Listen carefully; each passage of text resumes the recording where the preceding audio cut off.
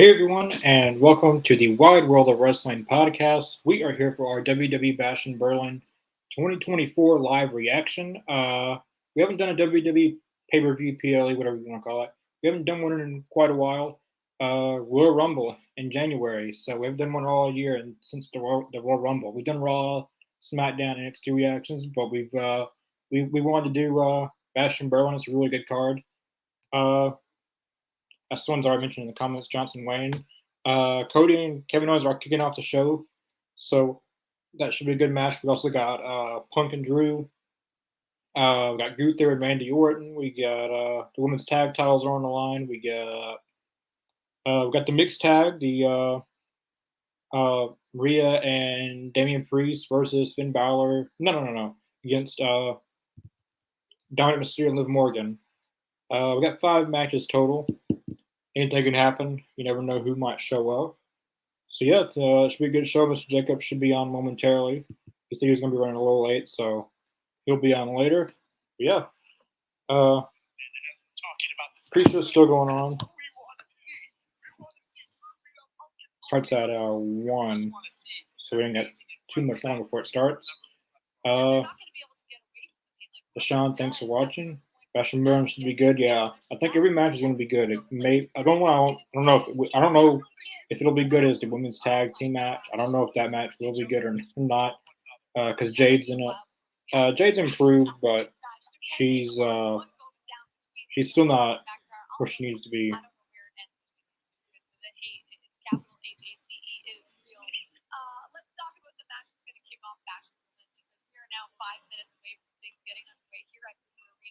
In Berlin, Cody Rhodes, the American Nightmare, defending his undisputed WWE Championship against Kevin Owens. Mike, who do you got winning today? I guess out of all the matches, I've got the main event's probably going to be Gunther and Orton since Cody and Owens is starting the show.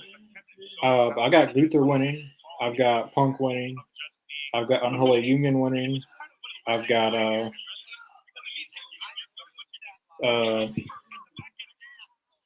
Rhea and Dominic. And what's the other match? Yeah, those are the ones I got.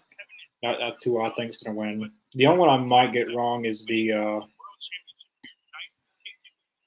women's tag team match. I don't know who's gonna win that. I want Unholy Union to win because Jade and Bianca don't need those belts. They didn't do anything with them the first time they had them, so I don't think they need to backtrack to that. But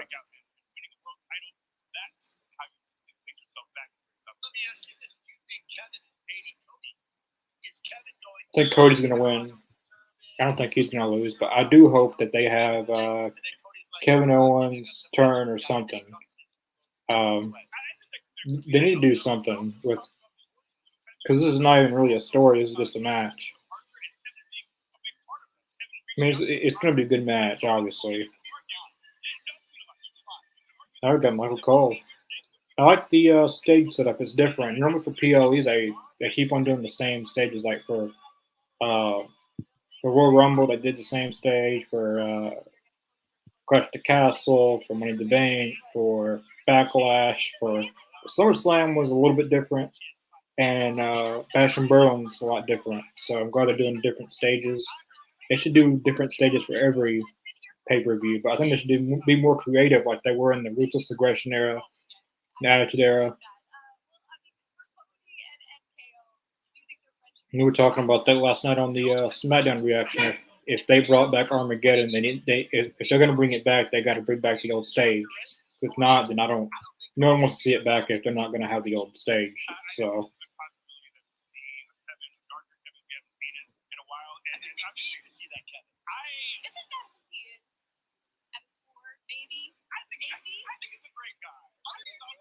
There we go, Wade Barrett. Looks like it's going to be Colin Barrett on commentary.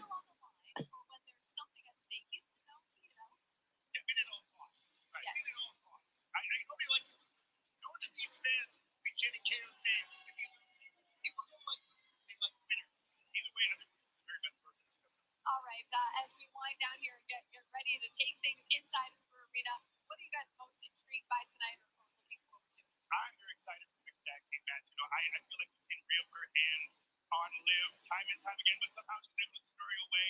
Are you Team Rhea or Team Liv? I'm Team Rhea. Come on now, Team I'm Rhea. just asking. Yes. I mean, it's a fair question. It is a fair question. I'm very excited for that match. There's a lot of personal animus in that match.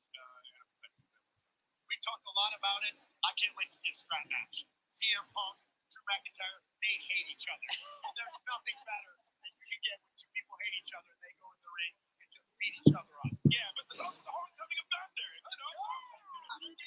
Yes, our fix finally get started. It's 1 o'clock.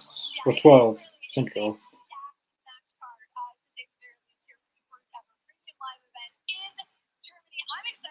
Mr. Jacobs, I'll be on short. Thanks for everyone watching.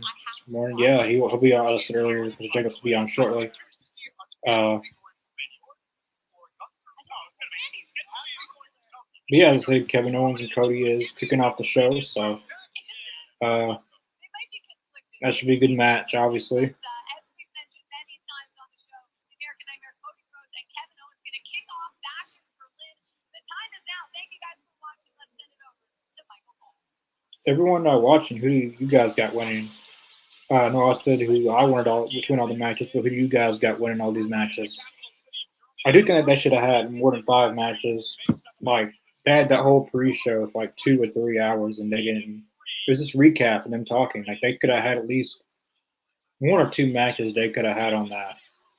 Like, there was no reason why they couldn't have had a match or 2 on there for the live crowd, because Germany hasn't had a WWE televised event in 21 years. They said 27 years. So they should have done more with the live crowd. They could have pre-recorded WWE speed matches. They could have had, they could have had match 2 on the pre-show. They could have done something.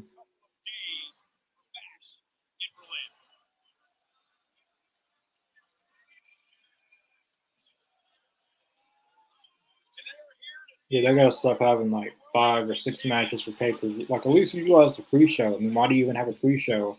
It's gonna be recap. Like, a lot of people already know what happened the past few weeks. I mean, millions of people watch Raw and SmackDown, so we already know. I mean, we don't need to hear the whole story thing throughout story bit for like 2 hours.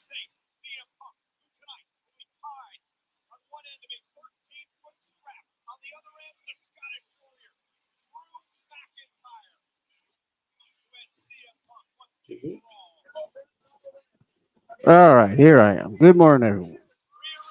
Yeah.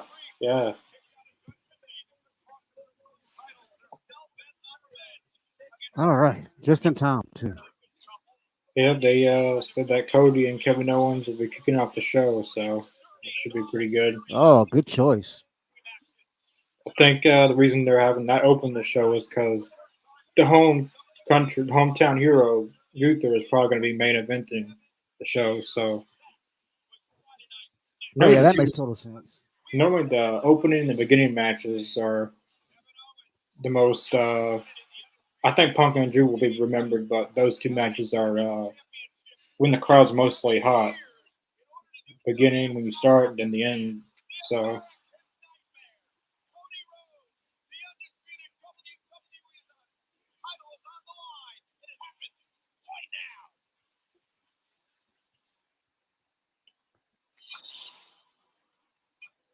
The crowd's looking. I don't know. The crowd's looking about the same size as last night, but I mean, like, it's a huge crowd. That is big.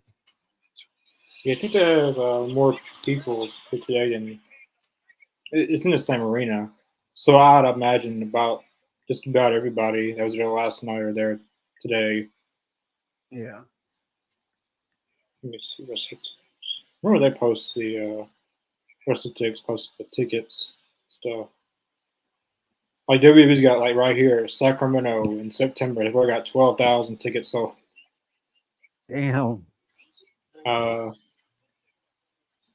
haven't posted any. Right here it is.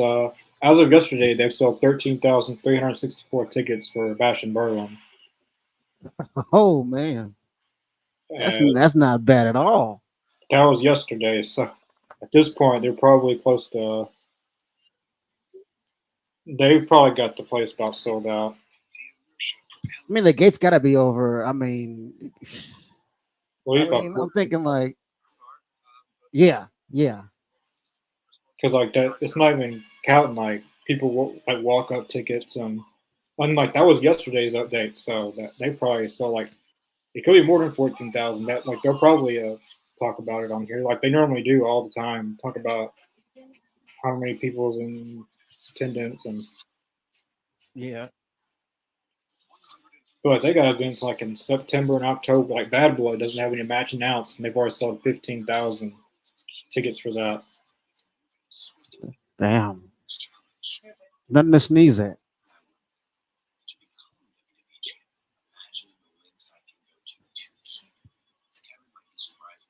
You know, a lot of the same arenas they're going to, they're drawing more tickets than they did before. It's kind of weird because they drew huge numbers, so they're going even huge numbers when they go back. Yeah, the thing is, the Uber Arena is a big place. That's a huge place. Yeah, Hence the name Uber. yeah. I always wondered if there was an Uber Arena. I never knew if there was, but it's in Germany, Berlin, Germany. Super Arena. So this is what AEW needs to do better, like video packages opening up the pay-per-view, stuff Yeah. like this. Like they AEW used to do that, but then they just stopped doing it. You think they dialed back on the budget a little bit? I mean, all I take, I can make a video package in 15 minutes. It's not hard, really. You already got the footage. You already. All you need is some cool music and some transitions. Yeah, that's all you need. Someone to edit it, and there you go. I'm pretty sure they got people to. I could.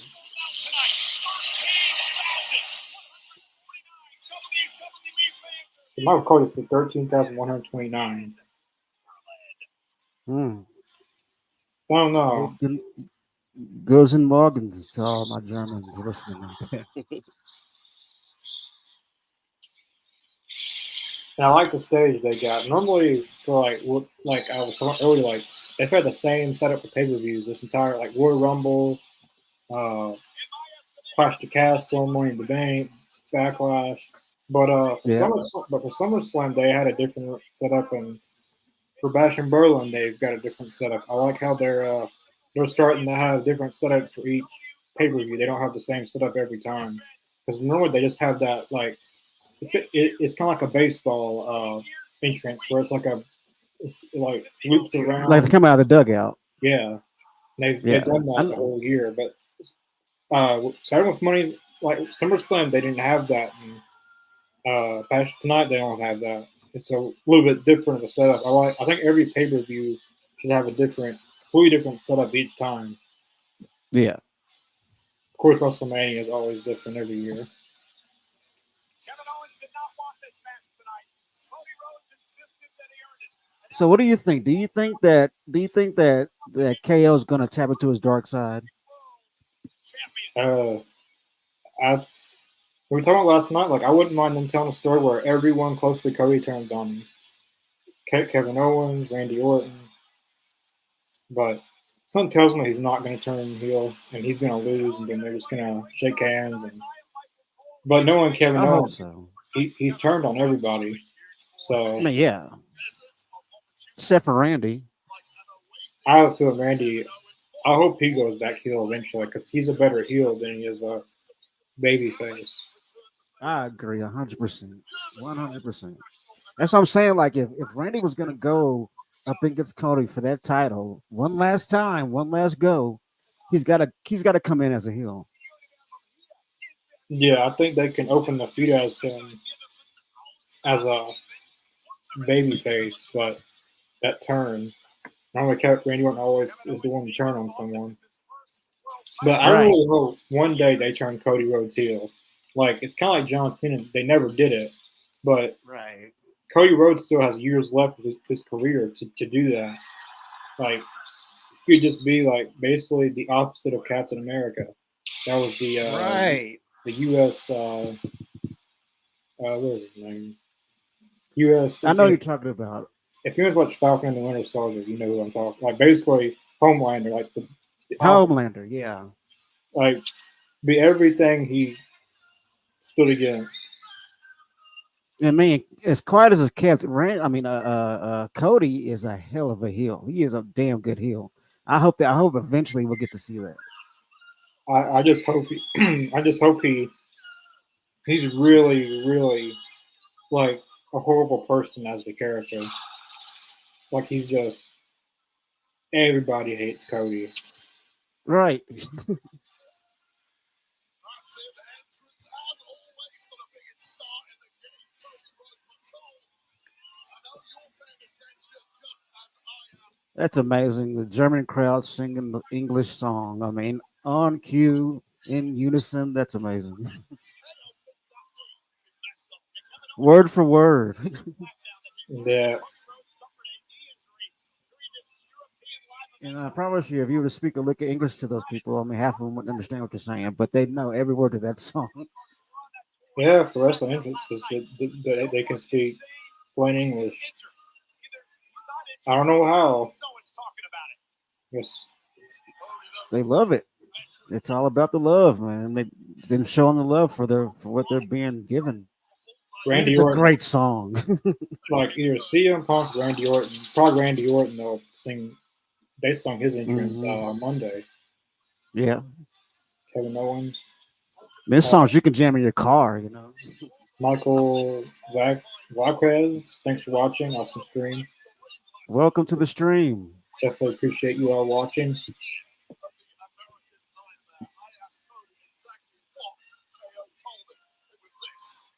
I know Kevin looks dead set on getting that title though. Yeah.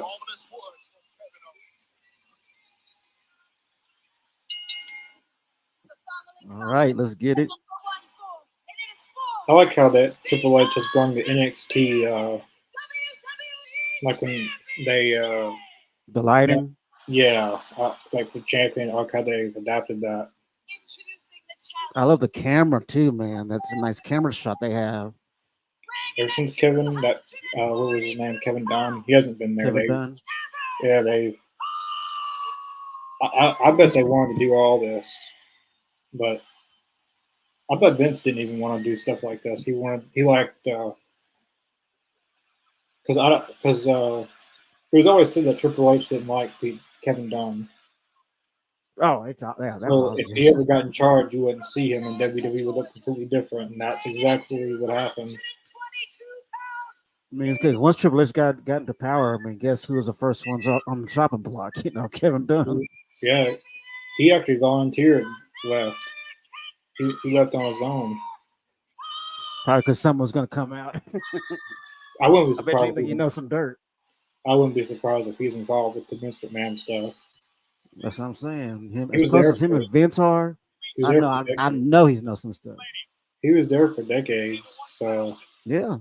and You know he the story probably- about how he stuck around. Yeah, you told me that. But he saved those VHS tapes. Yeah. I wouldn't have kept. Fire. I wouldn't have kept. Like he probably already knew he was going to be let go anyways. So, I mean, it depends on what's on those tapes. I mean, well, also like Triple H coming in, he probably already knew that his days were numbered. Like Triple H was going to keep him around. exactly. Like Triple H doesn't like Shane McMahon actually too. Like he even said when someone said it that they said that if Shane McMahon's coming back, then you can like he's gonna leave his notice and he's leaving. I don't know what I they, believe it. I don't know what they. I don't know how that works. I don't know how family dinner or anything how that works in that family. You got Vince McMahon who basically ruined his life. Triple H and Shane doesn't like each other. When the divorce with Vince McMahon. I don't know how that works. I mean, I think for like I guess for the sake of the image, they keep it to where, and the majority of the fans don't know all that, and they try to keep it to where, you know, the focus is more on like, you know, Stephanie, or the focus would be more on like what Shane got going on these days.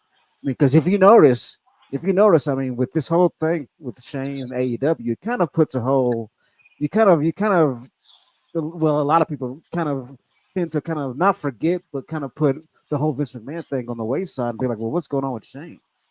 Well, what's going on with this? What's his business move? What's this? What's this about? I mean, I to some fans' minds, that's how they think. I really wouldn't be surprised if Vince McMahon's involved with the Shane McMahon and AEW stuff. And using Shane, He probably hates that Triple H is in charge right now, and if people are actually enjoying it.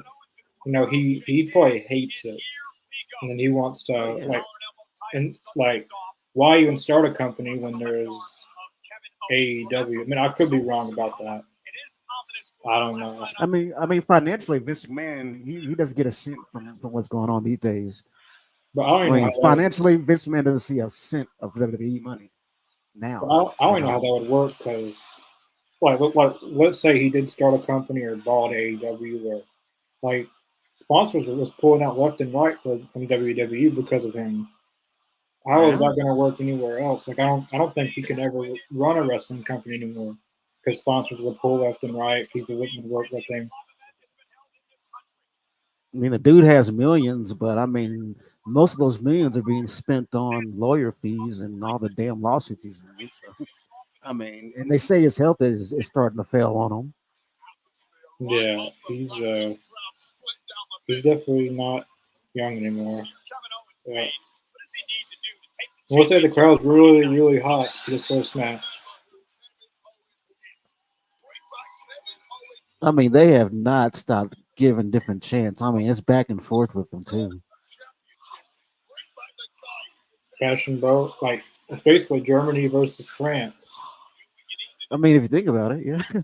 Like, what crowd's gonna? As right now, France is number one still until this show's over. At least, yeah, I think it's France then Puerto Rico. I think Puerto Rico's a good second. Toronto this year for Money in the Bank was good. They had King of the Ring was okay with Saudi Arabia. Normally they're always pretty energized. But I love it though. I mean, that's a cool thing. Audiences are now competing to see who can be the loudest audiences at tapings. I mean, if that's not an incentive to spend your money and go see a show, I mean, come on. Like, we're dead last, the U.S. The only think about that. Like, the only state or states that really do well for WWE, like crowd wise, like it's not good tickets, but like crowd wise, it's probably Chicago, maybe Texas, yeah, maybe California. I mean, Cleveland wasn't too bad, but some, like, compared to these other countries, like Chicago was probably in Texas and Florida, but even WWE in the U.S. at its best can't compete against France or Germany or. Out to Chicago is probably one of the most rowdiest WWE, like especially since CM Punk's came back. They've kind of re-energized when they go there. Because before Vince was there, every show was dead. It didn't matter where they was at. Nobody, that's true. No, everybody. A lot of people tuned out. Nobody cared for the product. People could care less who won or who lost. So everybody just. You wouldn't get crowds like this. Like if Vince would have took WWE to Germany back then, they wouldn't have done all this. Yeah, that's true. I mean, it'd been went for that crossroads. Oh, that was close. That was close. Uh-oh. All he needs is 3 seconds. I think Friends is about to go out the window in just a minute. You can see it coming.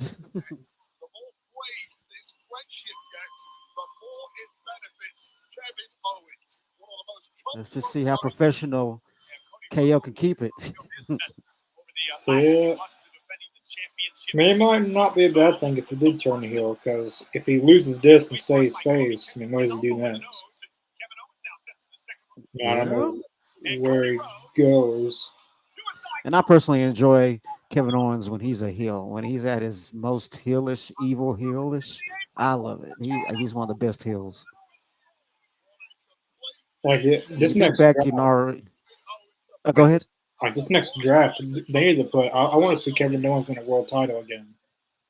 I want to see him win. I think he has a few more runs in him if they put the title on him. I'd like to see him as world champion again. Yeah. I'd put him on Raw and have him win the world heavyweight title.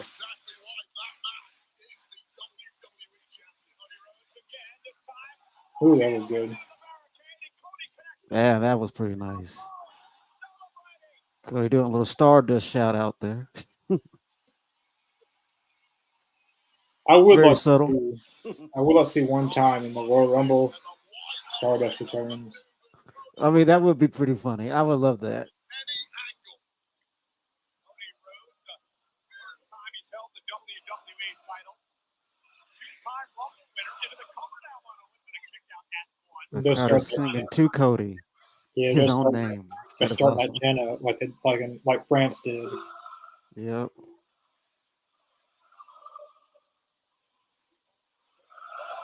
Oh, a nice takedown by Rhodes and working on the arm now into unique hold here. Submission. This is a good idea to put this as an opener, honestly. Yeah, Triple H talks about that a lot in the press conference. Like he thinks that the first and last match, like even though this is a world title match, the first match on the show means a lot for a pay per view, especially like it sets the tone for the entire show. But for like WrestleMania, this match would have been like close towards the end, but for a pay per view like this, Right. like it felt right just opening the show since Gunther needs the main event. This is his home country, so it makes sense why they would not make this the main event. Oh, the crowd's counting the pinfall in German. That's great. I love that. They've been there all week. They did a bunch of house shows. They've been there like at least the SmackDown side because they had Raw on Monday. But basically the entire SmackDown side and some Raw people were there all week, like house shows, and signings. And this is their WrestleMania really because they said last night this was the first televised WWE event in Germany in 27 years. Yeah, it's been a long time. Like they've been there for house 27. shows and stuff, but like an actual, televised event. It's been 27 years. Like the figure four right in the middle of the ring. Roll over. Roll over. Everybody knows that.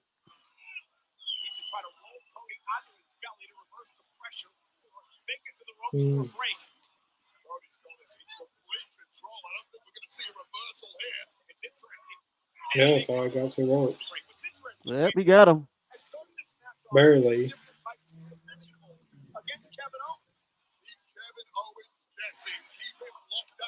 Well, they're cooking now. They're cooking. Oh.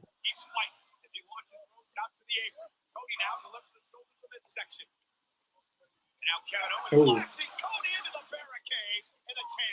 Oh, man.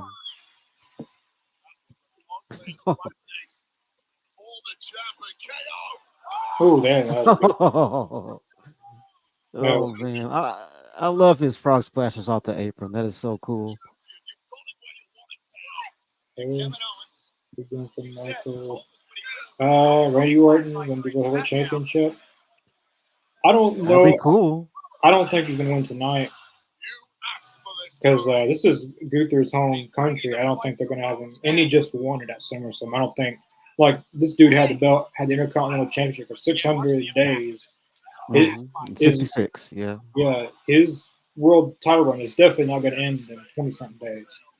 But Randy I agree, I agree with you on that. Randy Orton is a good first opponent because at King of the Ring, it kind of made sense why they're doing a rematch because technically Randy Orton's both shoulders were not down, so they talked about it a lot leading to a rematch eventually.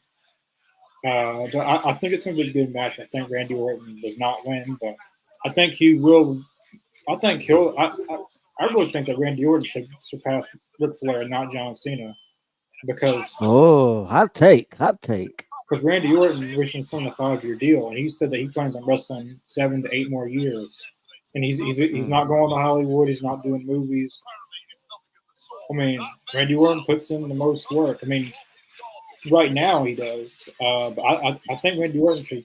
I think John Cena should get to 17 and surpass Ric Flair, but then Randy Orton should become an 18-time world champion to pass John Cena. I think that would be. And Randy Orton's a first ballot Hall of Famer. He could be in the Hall of Fame 2 or 3 times by himself. Oh yeah, Evolution, RKO, or Rated Legacy. Legacy, like 4 or 5-time Hall of Famer. But I mean, he could win. You never know. I've seen a lot of upsets in wrestling. But yeah, we'll see who wins that. But thanks for watching. Definitely appreciate your comments. Yeah, definitely. You remember how Randy first came in? When at first he was just like happy-go-lucky baby face, and then he injures his arm, Yeah. and then I think it was the Randy News Network where he came in every week and just talked about himself, and he just slowly turned into an asshole. It was some of the best stuff ever. He was kind of like Kurt Angle. Like he wasn't supposed. Kurt Angle was not supposed to be a heel step. He was supposed to be a babyface, but the crowd was not going to have it. Him being babyface, they did not like him. That was kind of like Randy Orton was supposed to be a good guy, but he just did not work like that towards the crowd. Then he used to have the long, not long hair, but you wouldn't. It's kind of like shorter length. Yeah, Randy Orton didn't look like Randy Orton. He basically a kind of a jobber, and then he got hurt. Then he had those weekly reports, like you said, and then got drafted to Raw, then Evolution, and then it just took on from there. And the rest was history. Yeah, for the good and the worst, for Randy Orton. Thank you very much. We welcome. Thank you for watching along with us. I mean, I asked this question earlier. Who are you going for in all these matches? For everybody, who do you got winning all these matches? You've got 5 matches. Cody and Owens isn't over yet, so you're free to make your prediction for this match. But I like to hear who everyone in the comments is going for in all these matches. Like he has Orton. Like the only match that I don't know who's going to win is the women's tag titles. That's the only match that I feel like could go either way. Yeah. Oh man. Damn. That was like 2.99. That was like perfect timing with the kick out. That's cool. Missed this. I love that. He's going for Orton. Those little tiny things. I always liked the Cody cutter, but the the best one was in AEW when that ladder match with Sammy Guevara. Yeah, he did the Cody cutter from one ladder. Well, no. That was insane. It was the Cody cutter. I think that was the best one, and that was probably the best ladder match in AEW history. I think so. I don't think to top that kind of thing. I don't think they've had a ladder match better than that. I mean, Sammy and Scorpio was good, but just that spot alone was. That was part of the show. I remember that. That was part of the whole show. Yeah, we reacted that in the All Elite Zone. Everyone freaked out about that. Oh. Ooh. Damn. They're beating the hell out of each other tonight. Oh, this is nuts. I think Kevin's like, all right, gloves are off. I got to do what I got to do now. Mm-hmm. Remember I always call it, like the sit down power, like where's his finisher? Not the stunner, but the roll up pile driver where he has them kind of rolled up. Or no, I don't know what they call it, but he has one. He throws him against the ropes and then he does like a power bomb. Oh, what the hell is it called? If somebody in the chat knows what that was called, let us know. I have that on the tip of my tongue. I know the move. I know what it's called. Yeah. I like that move he does, but the one that he did to Sami Zayn in NXT on like the side of the ring, that was really cool. I hope he does that in this match. The power bomb to the aprons and Yeah, that'd be like that would like it hurt, and that's the hardest part of the ring. because I remember that match, didn't it? They had to stop it because Kevin just wouldn't stop power bombing him. He just wouldn't Yeah. stop. They were like, okay, we gotta quit. We gotta stop this match. He's lost his Well, mind. I remember the time that like Sammy won the NXT title and Kevin Owens turned on it. Like he powered on him like 5 or 6 times. Yeah, he just wouldn't stop. I was like, he's already dead. It's like that old Simpsons meme. That was his first heel turn in WWE when he turned on Sammy. Mm-hmm. Uh-oh. Oh. Another Cody cover. No. Uh-oh. Stone. Oh, Crossroads. Oh, he turned. Oh. Oh my God. I actually thought that was Are going you to be it. kidding me? I actually thought that was going to be it for a second. Me too. I was like, what? Cody Cutter He was in blocks the the disaster kick. Crossroads wasn't enough.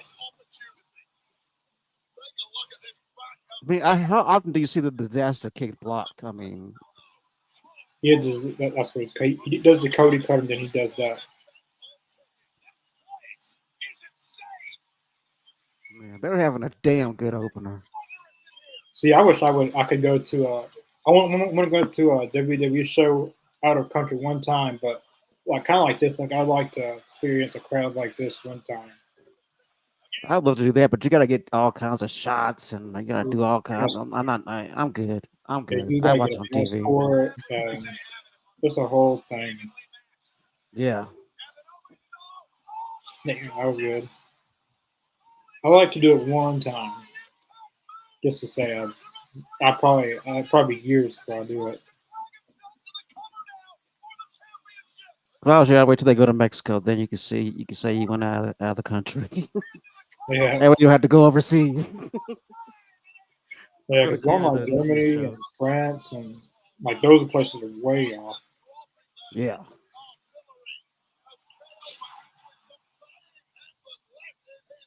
You know, my thing. I just don't want to fly over open water. Not at this point in my life. I don't intend to. I never flew over water. You know, I flew a lot, but at least I don't The think only I time I have. did is when I came here. That's the only time I actually flew over like a huge body of water. Was when I was a little kid. Other than that, I haven't been overseas or nothing. It kind of terrifies me. Yeah, I don't.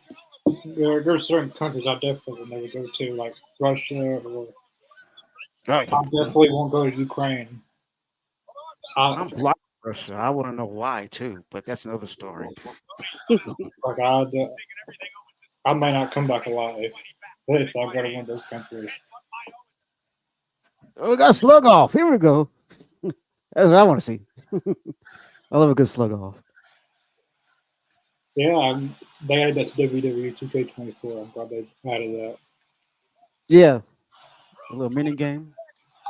Yeah, At first, I didn't like it until I got the hang of it. Then once you get the hang of it, it's actually pretty fun.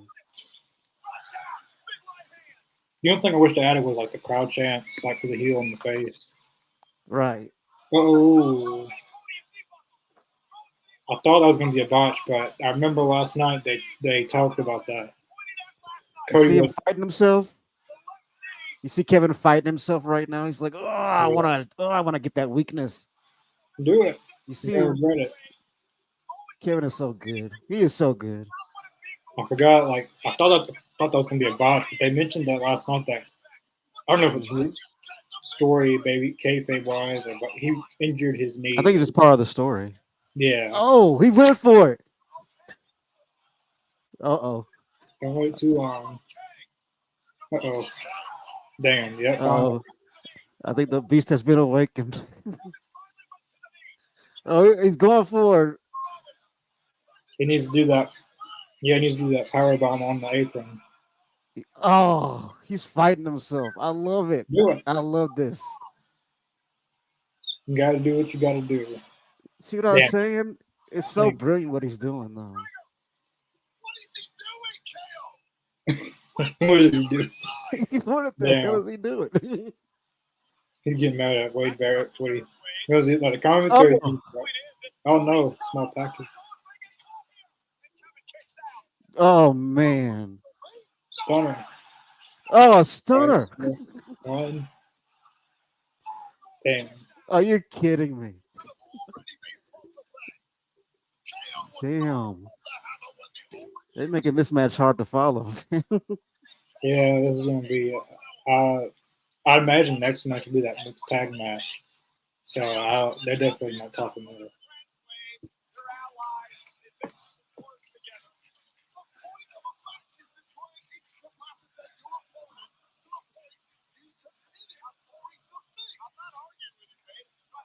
Now they're getting into on commentary a little bit. Wade Barrett's been good with that, especially the CM Punk and Drew McIntyre feud. He's been like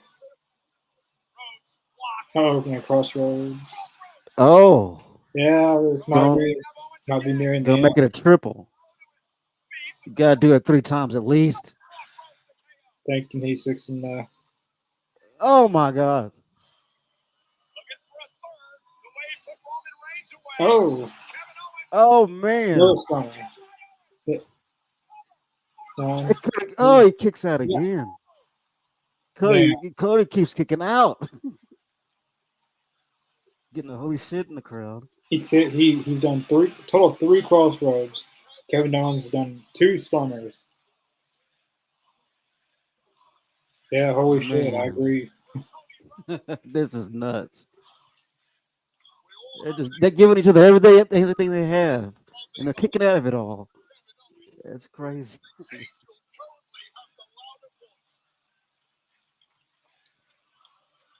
Kevin Owens is gonna hesitate too much probably. Going for Kevin's a going to the air. frog splash. I think that's where he's a KO splash. No, damn. Swanton. Oh, knees are up. Cody's gonna capitalize. Oh man. Oh man. Crossroads. Oh, right there. 2, 3. 3 seconds is all he needed. Oh damn, that was a damn good match. Jeez. That was a really good opening match. I think everyone knew Cody was gonna win, but that was really good. What a hell of an opener, man. That was insane. Oh my god. Now we're gonna see if they're still friends.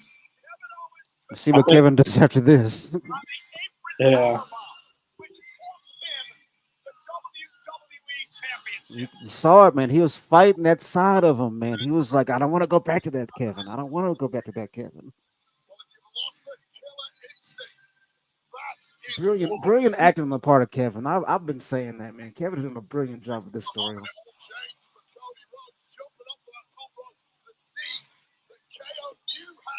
John, would you travel? No, I wouldn't go to Russia. Would you, Mr. Jacobs? No, I mean they blocked me on YouTube. I'm not gonna go to their country. Why would I go? they don't like me apparently. So I'm not going to any. go. I'm not going to any country that I think I might not come back alive. I'm just gonna say, like I would go to like I go to like I'd love to go to Canada, like Montreal, Canada for wrestling. Like that's a historic place, but like maybe certain other countries. But I'm not going to India. I'm not going to. I'm fine go to going Germany. Yeah, Germany. I'd like to like France is a pretty cool place. So, like not even just for wrestling. Like they've got a pretty cool. Yeah, but Russia's a no go for me. They don't like me on YouTube. I don't think they're gonna like me in person. I wouldn't go to Ukraine. I wouldn't go to any of those countries. I'm good. Right. I want to live I want to live. But I do enjoy vodka. I will say that I love a cold vodka. Weekly. Man, what a match! Man, they hug it out. Don't be a wimp, Kevin. They're gonna hug it out. Push the camera. Is he gonna kick him in the balls? Do it. Do it. You're the boss. Kick him. Kick him. Do it. Come on, Kevin. Push the camera away. Do it, you son of a bitch. Man. Sportsmanship. Sportsmanship. Do it, you son of a bitch. Damn. Damn. Damn. Stop. Randy's man enough to do it. He's done it 10 billion times. Randy wouldn't have hesitated if he really wanted to go for it. Nah, he'd have done it out of nowhere. Exactly. Raheem Hand who steps off a match. That was Hey, a really good opening match. man, that was incredible. Cody did beat Kevin Owens. It was a very good match. Cody did like 4 crossroads. Then Kevin did There's 2. about 4 stunners, 3 or 4 stunners. Yeah, like it was a very good back and forth match. Cody did win, but I thought it was a really, really good opening match. They didn't. They definitely delivered. The only thing I didn't like was Kevin Owens being. He should have turned. And they told a great story with that match because you noticed watching that match, Kevin was fighting himself. He was fighting the dark side. He was like, "Oh, damn it! I can't do it. I just can't. That's my buddy. I can't." I like how they didn't forget what they did last night with the whole injury angle. Cody. I've seen in other promotions, and even in WWE years ago, sometimes where they'll do something, then they'll just completely forget about it. And I like when storylines don't forget little details. Me too. I mean, when they really pay attention to the continuity and those nuances, I mean that makes it more. I'd say more immersive. It brings you more into the story. You're more invested into what's going on. That's what you need. That's what that's what you want if you're gonna be booking, talent of this caliber, and you're gonna put a storyline like this together. You have to have those little, breadcrumbs that could be picked up later on, and they can be picked up and like you'll think, okay, well, that's why that's happening. This makes sense, or it's brilliant storytelling. Dash facts. Berlin is the capital of Germany, the most populated city in the European Union, with 3.85 million residents.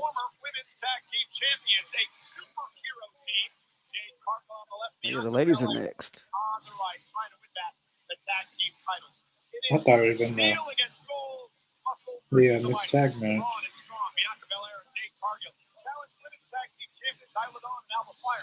I'm going to Unholy Union just because I don't really see the benefit of Jada and Bianca winning them again. I mean, they can win them again. I really see a heel of Bianca though. Besides Nia, like what heel and Tiffany, what heel of women do they have on SmackDown? Well, they got Chelsea Green and Piper Niven, but I think Bianca should go heel. It's true. Because there's not many of that are like doing singles, because most of them are in factions now. Yeah, like on SmackDown, the only women's single heels is Nia and Tiffany. And that's all. I mean, Blair Davenport, she won, but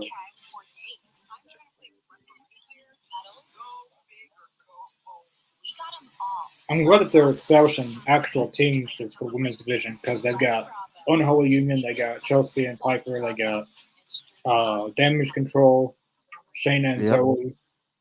Like they've established actual tag teams, not just throwing 2 women together and making the tag team and win the titles, and it doesn't really mean anything.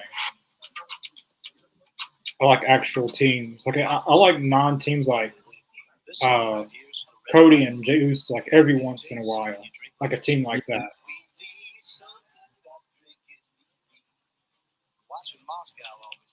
I agree. Because a lot of times opposites attract when it comes down to that kind of thing, and like whenever you have 2 mismatched, people, and like look at Goldust and Booker T. I mean, nobody ever thought those 2 would be cool together, but they were awesome. Yeah, I like them as a tag team. Goldust and R-Truth was basically the same thing when they did that. Yeah.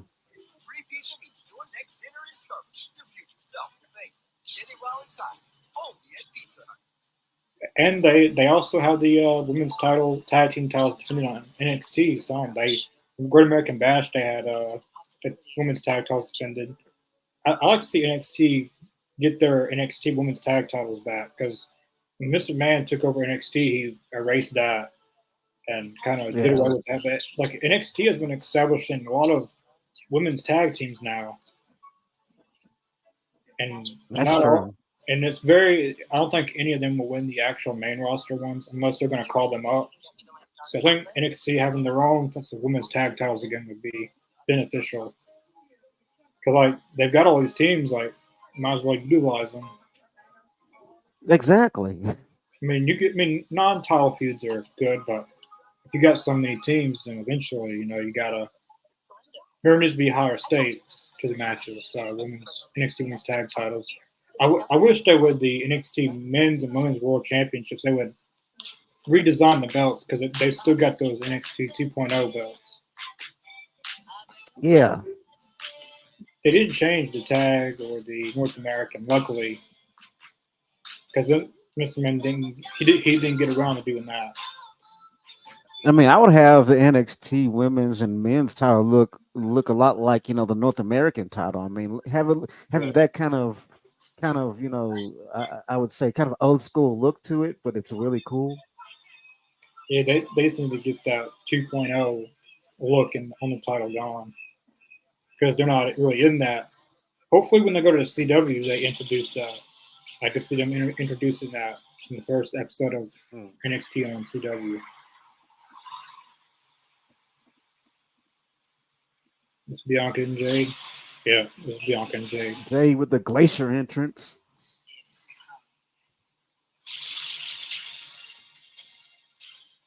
See, this is why I want to see Wardlow in WWE because he would get an awesome entrance. Yeah, they will milk that. They will milk that. See what they took Jade the AEW themed and remixed it, and basically just made did a completely different entrance for her, Yeah. kind of like Glacier in a way. Yeah. Goodness gracious, look at the yams on that one. Mhm. Now, this one I got the Unholy Union winning, but this is the only match I'm not sure who's gonna win.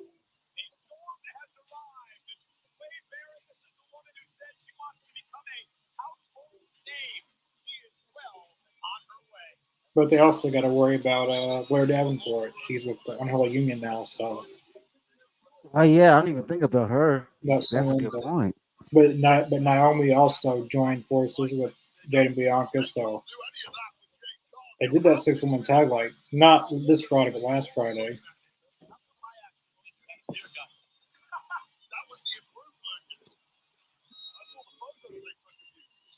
It came out separately. I mean, Yeah, that was interesting. Remember they come out together. yeah, they usually came out together with their music mashed. Now they're separate. Is that subtlety or what? Like normally, like Jade will stay at the entrance, and then Bianca will come in, and they come out together. This Yeah, time, Jade yeah, went to the ring by herself. right. That's very subtle. They're pushing the subtlety nowadays. I love it. Bianca Belair has done wonders for the confidence of Jade Cargill. They won the tag team. It's just like when with Xavier Woods wearing the same colors as the Last Testament. If you notice that on Monday Night Raw, he was wearing black, gray, and white. Look, he was like he had all that color on and everything. This is the woman who has done it all. She's been absolutely And Couple was like, "Well, what's going on? I thought we were gonna do. I thought we're doing the same thing." He said, "Oh, I like this, man. I think it's cool."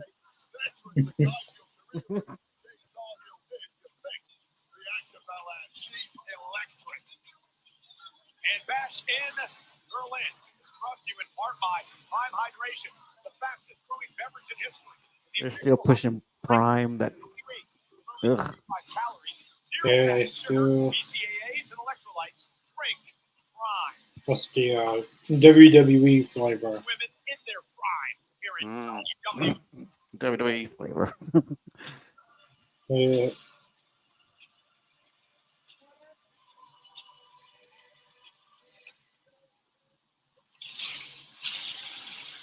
I love that red cane lighting though. I've always liked that. The I always thought that that they've always had a cool entrance.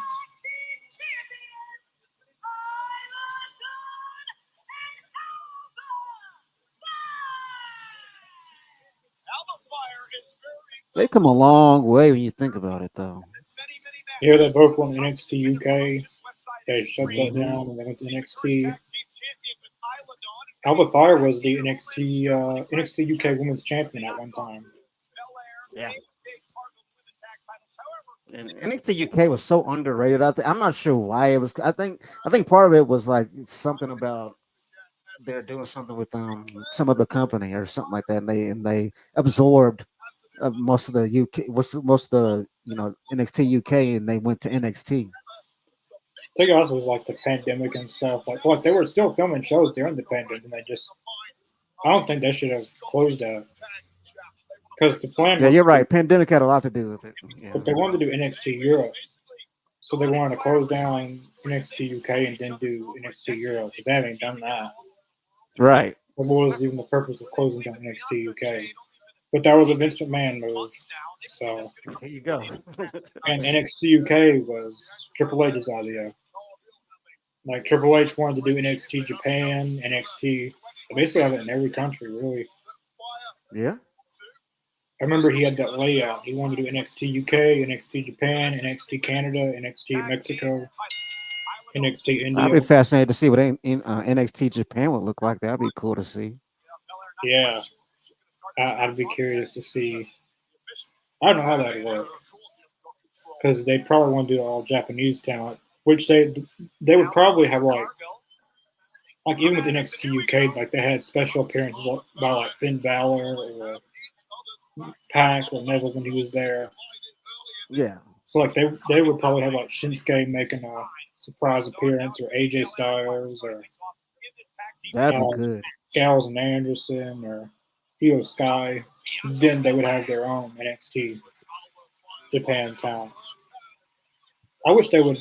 I wish they would get that stuff going, especially NXT Europe because they act like they was going to do it, but they no updates been made in like a year or two. So I don't know. My hopes is that in the future they're gonna pick up on it, and if anything, I mean, with the way things are going, I mean, they could probably like have, you know, like NXT. Like if they were to do the NXT Europe, we could, who knows? They can probably make a deal with Netflix to put it on there, or yeah, on Peacock, or I mean, it'd be fun to see what they can do with that. I wish they'd do NXT Europe, but put it on Cartoon Network, but on Adult Swim. So do it at like Oh, at midnight or something. well, midnight. Well, because that's when Adult Swim is on. So basically, they can get away with saying anything they want. Gotcha. Okay, that makes a lot of sense. But they used But to those have the sanctimonious censors are all asleep. yeah, that's what Adult Swim has. Like they have like South Park and but damn,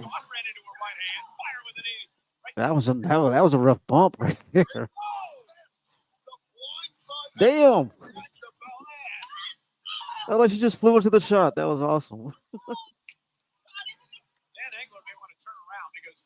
I didn't oh see that damn, coming. no, Just flew right into the shot.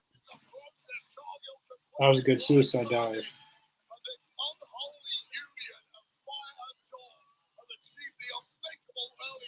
Is today St. Patrick's Day? I don't think so. Because Jade and Bianca got green on. They're looking cute though. They're Yeah. looking cute. Looking like some baddies. I hope that WWE never does that character that AEW did. I want to see that. What if they gave that to Bianca when she like if she was to That would turn be heel, to give that character to her? that would be different and better. I don't want to do that whole Jay does an interview with That Byron Saxton and cut the shit Byron and then we. I'm that bitch. I don't want to Blah do. blah blah blah blah. I don't want to do that. Yeah, we got to witness that. And I don't even blame her for that. Because Oh man. she even said one time that they wanted her to use a chair, and then she doesn't even know how to use a chair. So CM Punk was the one who showed her how to use a chair. So like they That just makes sense. threw her out there and just want her to do all this stuff, even though she doesn't know. See, I don't even blame her for some of that stuff. That's understandable though. That's totally understandable. Like they're trying to push her out as a big star, but you can't push them as a big star if you're not actually taking the time to train someone. Like, how do you not Right. teach someone how to use a chair? Like, how does that happen? Because there's a certain way to use a chair in wrestling. You don't just do it any type of way. Right. Because if you can seriously hurt, like Sean Spears did that with Cody one time, like you can seriously get hurt. But luckily, WWE's taking the time to train her at the Performance Center, and she's incorporated some new moves that we didn't see in AEW. I mean, she is not where she needs to be, but she is improving.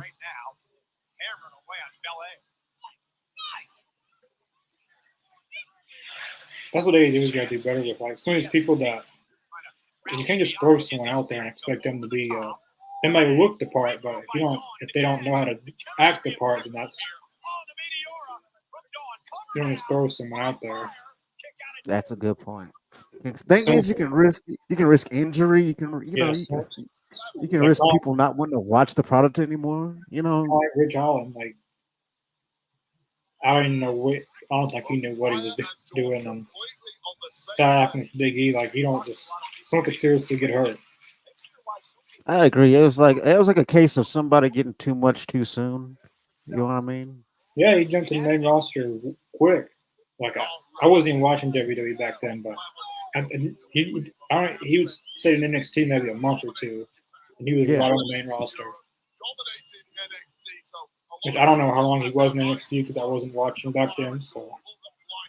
All because he had a good look and all that. I mean, but at the same time, you have to make sure that they are trained to a T, and they're not gonna go out there and break somebody's neck, on any given Friday, Like when Triple H was in NXT, like the show Breaking Grounds they have on Peacock now on WWE Network. Like they're not allowed. Like someone is not allowed to be called up unless they have like this wellness check or whatever. Like they have to 100% make sure that they're main roster ready. And the thing is, think about this: Big E took that bump 1,000 times in his career, and that one night, night, I don't know, it's crazy. Yeah.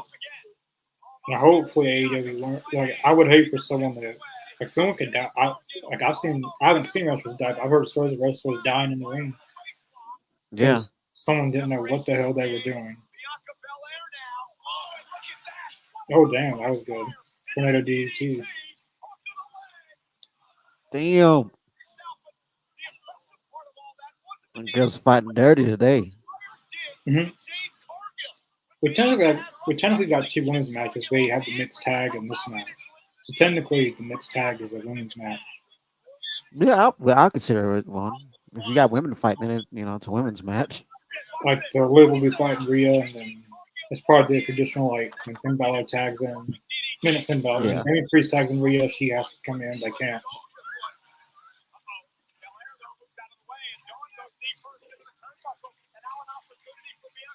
Hot tag. I don't think Jade's been in this entire match. Or if she has, it's been on the outside of the ring, probably. The best one in the ring out of Aladon and Alba Fire is Alba Fire, but the best looking is Aladon. I've always thought that too. That's crazy.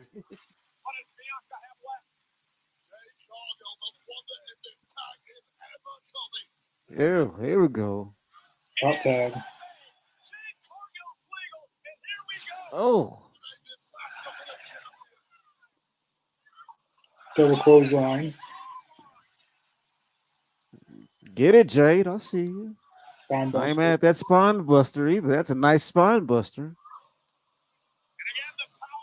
Uh-oh. Yeah, that was good. Yeah, she has been working on it. You can tell now. I mean, really. She does that one move, kind of like a phenomenal forearm, but she's only did it a few times. But she never has done that. Not even in A. She does it every once in a while. You'll see her do it. Super kick.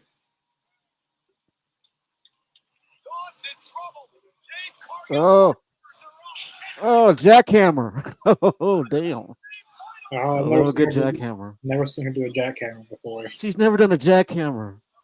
That I was a don't damn recall, good jackhammer, though. I don't recall her doing a jackhammer before. No, she's never. I don't think she's done one. I don't remember her doing one. If she has, I didn't see it. Record-setting crowd of 13,149 here tonight in Berlin Tag. Not sure if Get it, Jade. I think Aladon might actually be hurt. I don't know. It's hard to tell if wrestlers they're actually hurt or not. She could be selling. Yeah, that. Oh, Oh,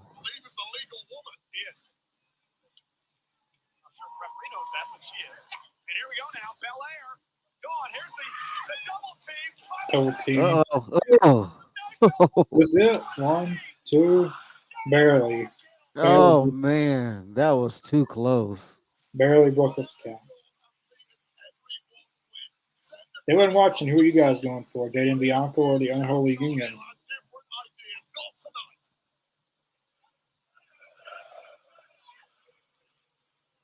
That crowd is lit up. That crowd is lit up now. Uh-oh. Oh, the super kick.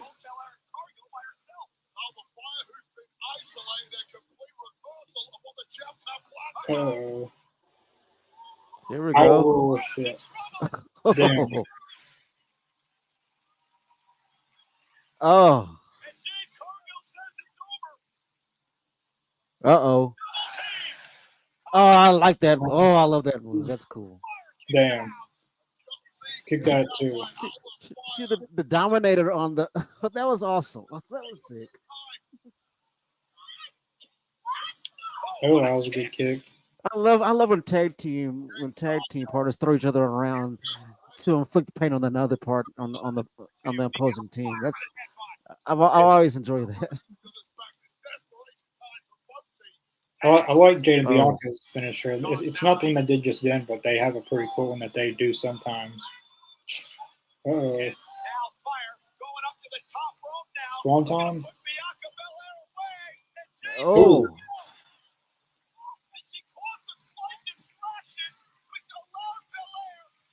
Get up, Bianca. I don't think she moved out of the way totally, Michael Cole. That was awesome.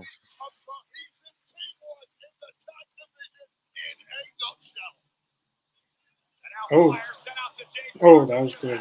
She slid her out of the ring. Jay caught her and slammed her into the barricade. That was sick.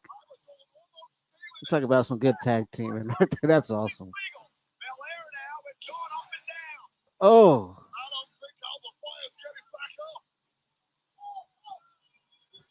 All right. All right. All right. All right. Oh. Come on. Come on. 1, 2, 3. Yep. They got him. They got him. Jade and Bianca reclaim the tag titles.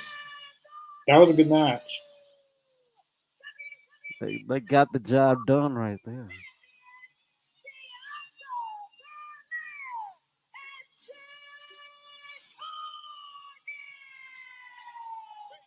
That was a pretty good match. Hell yeah. Some great tag team work too, man, on both sides. I gotta say, I personally like when Bianca throws her out of the ring and Jay catches her and throws her to the bed. That was awesome. I gotta say, that was pretty cool. New tag team champs, women's division. That's I see you.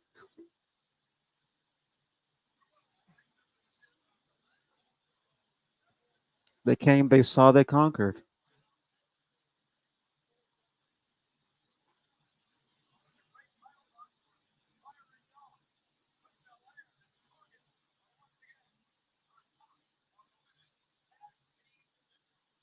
They're two-time women's tag team champions now. 2-time.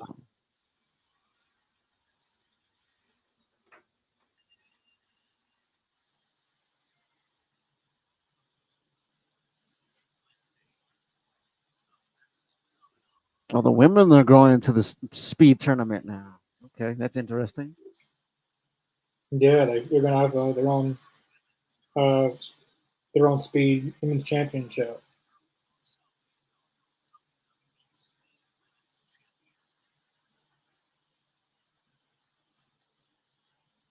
The first match is supposed to be live Valkyria and Io Sky.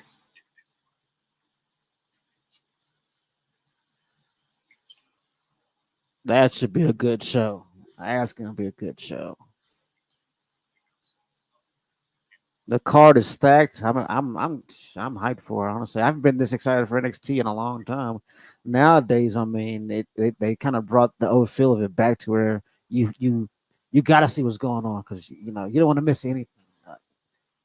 Yeah, They brought that back to it, and I feel that's essential when you have to have that to where you have to have that ingredient to where you want the fans to you have to draw them in, and you have to. And they're doing a great job of it. And they brought it all back, and I'm happy about that. I feel like what they're doing now, you're seeing like the future of the main roster, of course, but you also see a place where you can see new talent come and build themselves and mold themselves, build these characters, and create these stories. I mean, yeah, think about it; it's pretty phenomenal. yeah. I think this is going to be a new entity. It's not going to be a black and gold era, but it's going to be a. I look for them to call it. I personally call it the white and gold era just because of the colors. But Yeah, I'm sure there'll be a name. I give it about by next year that there'll be like I think this is going to be a new entity. Like you have NXT Black and Gold, you have NXT 2.0, and now whatever this new era is going to be called. But I think, especially with like a lot of these women coming in, they got Julia, yeah. they got Kyria, they got Delta. I'm not sure who she is, and they got someone. She's like really huge from Germany. They're looking at. I know exactly what you're talking about. She's huge. And they got the Mercy Machine Guns possibly coming in. Ricky Starks, Wardlow. Uh, Interesting. Lucha Bros probably won't be going. Like they're willing to go to the main roster. So we'll see how that goes. But I think Mercy Machine Guns will go there, and of course you got the TNA partnership. So you got guys like Joe Hendry. Uh, I look for Josh Alexander to show up there one time. Jordan Grace has been on there, so they've got, and of course you got main roster talent that comes through there sometimes. Like you'll see Pete Dunne, or right now Cedric Alexander and Ashanti Adonis is Yeah. on there. Meechan's on there sometimes. Like Punk and Orton's going to be on the first two episodes of NXT on CW. Punk will be on the first week, and second week will be Randy Orton. So Nice. they're building up NXT a lot. Yeah. In the words of Jim Ross, that's going to put some butts in seats. Yeah, it's not because of one man. That's Triple H. Every Yeah. WWE would not be as hot as it is right now if it was for Triple H, because once he got in control, then things started to go up.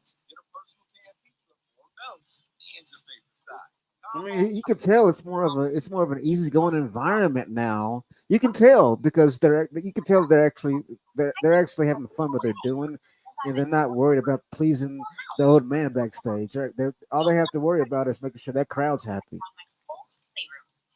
Yeah, of course. I don't think Triple H is a complete mark like someone else is, but he probably still has that level of like we gotta do things, but not in a distant man way, where like it's overly scripted, it's overly Right. like. How Triple H is like a business person, but also giving the fans what they want, but also not giving the fans everything they want, because if they did that, then we'd run a circus, which that kind of is happening somewhere else. That's true. You can't get. I think you can give the fans what they want to a certain extent, because if you give them everything they want, then they'll still not be happy. Exactly. I mean, that's the thing, though. I mean, because if you think of it this way, let's say you let's first just say we give the fans everything they want, every single thing. Then they're gonna be like, "Well, this is boring. This is boring. Y'all, there's nothing new. I don't get it." Da-da-da. And you give them exactly what they want, and they complain about it. I mean, eventually they're gonna come to the point where, okay, this is boring. If you What's like, what's new? if you let a fan from the internet run WWE, there'd be a title change every week. Yeah. There, like one person would get pushed for a week, and then they'll stop that, then push someone else. You'll see all kinds of injuries because they're going to want all kinds of spot fest matches. You'll see drama They're not gonna backstage. let anybody take any rest. They're Like gonna you'll want their see favorite drama superstars to work backstage. 24/7. Yeah, like you'll see drama backstage because the titles keep getting flip flop. No one's. It'd just be a circus. Like AEW is I just mean, like that. the order is necessary. The order is necessary. You know, I feel like you can give the not fans what they people. want. You know, Like you can give the fans go what ahead. they want to a certain extent, but also give the fans what they want that they never knew they wanted. Right. The following is a stretch. Well, I didn't expect Punk and Drew to start this early. Mhm. So the mixed tag will be the semi-main event. Leather strap. Yeah. There are no pins. Oh, and So Johnson Wayne. Yes, this is the Punk and Drew match, and Roman has already made his return. He just hasn't had his match. yeah, the last one we saw like 2 weeks ago when Solo and Jacob Fontenot all them waiting him out. I think he'll be back on the SmackDown, the first SmackDown on USA. That probably on September 13th. I think that's when he'll be back. Even Yeah. though they took him off of all the advertisements, like he was supposed to be on 3 SmackDowns and they took him off of everything. So I I think don't they did know. that on purpose because it just makes the Yeah, fans want him more. and USA recently promoted Roman. Like it was yesterday. Like they didn't specifically say he was going to be there, but they said from the big dog to the tribal chief, SmackDown comes to USA September 13th. So like, why are they even mentioning Roman? There you go. See, I think it's all by design because they take him off of different advertisements, and people are gonna be like, "Where's Roman? Where's it? Why isn't he in the advertisement?" And then they get there, they're gonna be yelling, "We want Roman!" And then when Roman comes out, they're gonna lose their minds. I think Roman. I think they do Cody and Solo on that SmackDown, and Roman calls with him. He's going to call Solo again. Yeah, I can see that. I just don't want them to replicate the Punk and Drew story where he crosses him 3 times in a row. If Roman's not injured, so they have no reason to do that. I mean, that's a good point. There's no reason to do that at all. Now Punk's got to win this match to make it 2-2. I mean 1-1. Yeah, I gotta say, Drew's coat is badass though. That is awesome. He wore that at SummerSlam. Yeah, that is dope. Well, that's more of a duster, I guess, like a sleeveless duster. It's Yeah. awesome. See, Punk wore pink tights. The kind of like at SummerSlam, they kind of recreated the Shawn Michaels, Bret Hart, and Undertaker match. Yeah, that was cool. Punk being Bret Hart, Drew being Undertaker, kind of with the jacket, and then Seth Rollins being Shawn Michaels. I'm curious to see if Punk wears pink tights again for Bret Hart.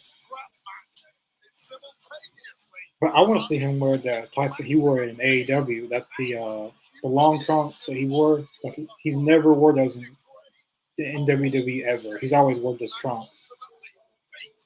I wish he'd bring back those tights from All Out 2022, from Brawl Out, the ones that were bloodied up, and like those are just some of the iconic tights that will always be remembered. I wonder if he still has them. At this point, that can be memorabilia. At this point, hopefully, CM Punk didn't clean the tights though, because the blood needs to still be on there for it to mean something. Right. I would actually buy that if I could. He'd probably charge like $12,000 for it. something like that. You're probably not off at all. You're probably right on the money with that. Because Ric Flair worn tights and stuff like $25,000 on eBay. I told you about whenever this dude bought one of Ric Flair's coats for like $500,000. Yeah, that's crazy. Yeah, I remember I told you about that. That was an insane sale. $500,000 for an old coat.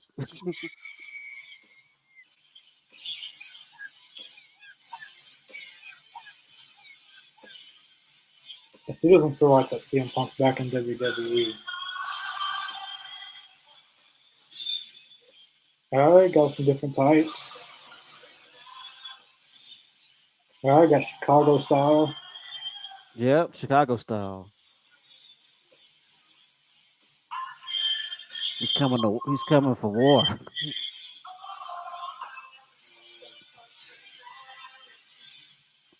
He's wearing his battle flag.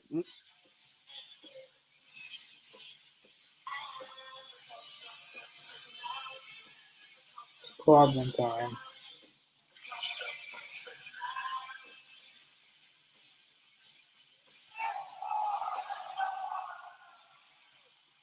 I didn't know that the thing from Fantastic Four originally said that.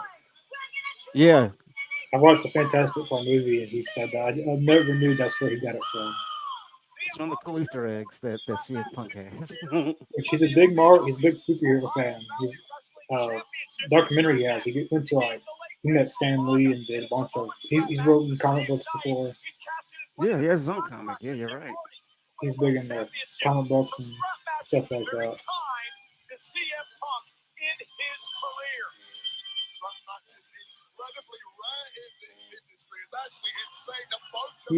Oh damn! Son of a bitch. Oh, he's like, nah, we're gonna do this now. You're gonna pay for that. I don't want anyone to bleed, so we can save that for bad blood. It's hard. It's hard when it's in the strap match, man. It's hard to. Sometimes be blood somewhere. Sometimes you can't control it. Sometimes you can't fake bleeding if you actually start to bleed.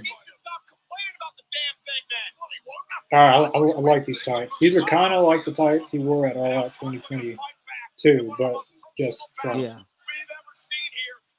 That'll be a figure. This will be a 2-pack. Punk and Drew, and with the setup for the strap match. There's $1 million and 2-pack figure. So that'd be cool. Oh, there we go. And McIntyre said this is all about a silly 50-cent bracelet. A bracelet that has Punk's wife's name, his dog's name on it. Hey, you gotta tie them up. Stupid ref. Now the match works. Oh man. Get that son of a bitch Drew back and then hook them both up. Drew's gonna put it on him. He had to do this. Referee not doing his job. Yeah, Drew just did his job. Yeah, he's gonna do the ref's job for him. Oh man, that was hilarious. And this is the traditional style strap match. It's not pinfall. You gotta touch each corner. Yeah. 4 times, then you win. That's old school style. That's like Dusty Rhodes. That's back in his day. Like Punk's had, I think they said that he's never lost strap match. He beat Umaga for one. He on the WWE Vault, like WWE got a new YouTube channel called WWE Vault, and CM Punk had a strap match in OVW against, believe it or not, Cody Rhodes. Yeah, young Cody Rhodes.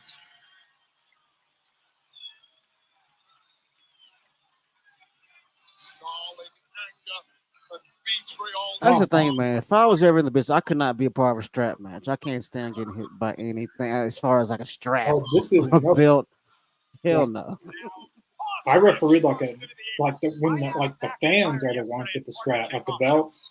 Like I refereed one of those matches where like the fans paid like $5 for a belt, then they had the fans circle around the ring, and then the wrestler got It's kind of like a lumberjack, but with the fans. Like when the wrestler would get thrown over the top, the fans could just whip the hell out of the wrestler. Oh hell no!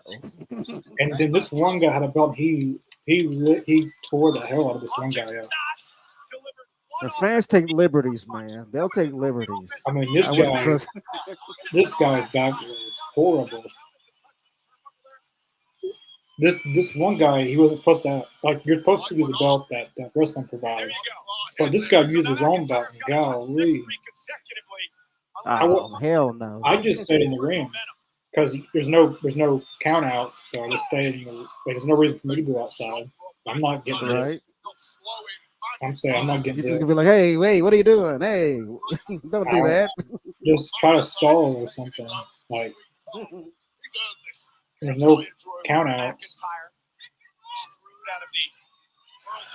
All right, or GTS already. Got some already. offense in. All right, his first offense was a GTS. And that crowd erupted.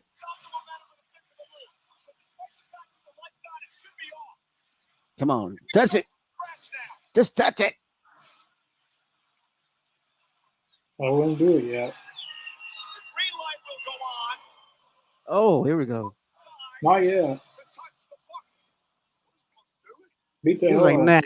nah. He's like, nah. Not yet. Nah. Damn. He wants to torture him. Damn. Oh man. I couldn't take those licks, man. I'm sorry. I couldn't take those. Oh, that was good. I always liked the way he does the what would you call it, net breaker? Yeah. But I like the one where he does it off the ropes and he turns them around and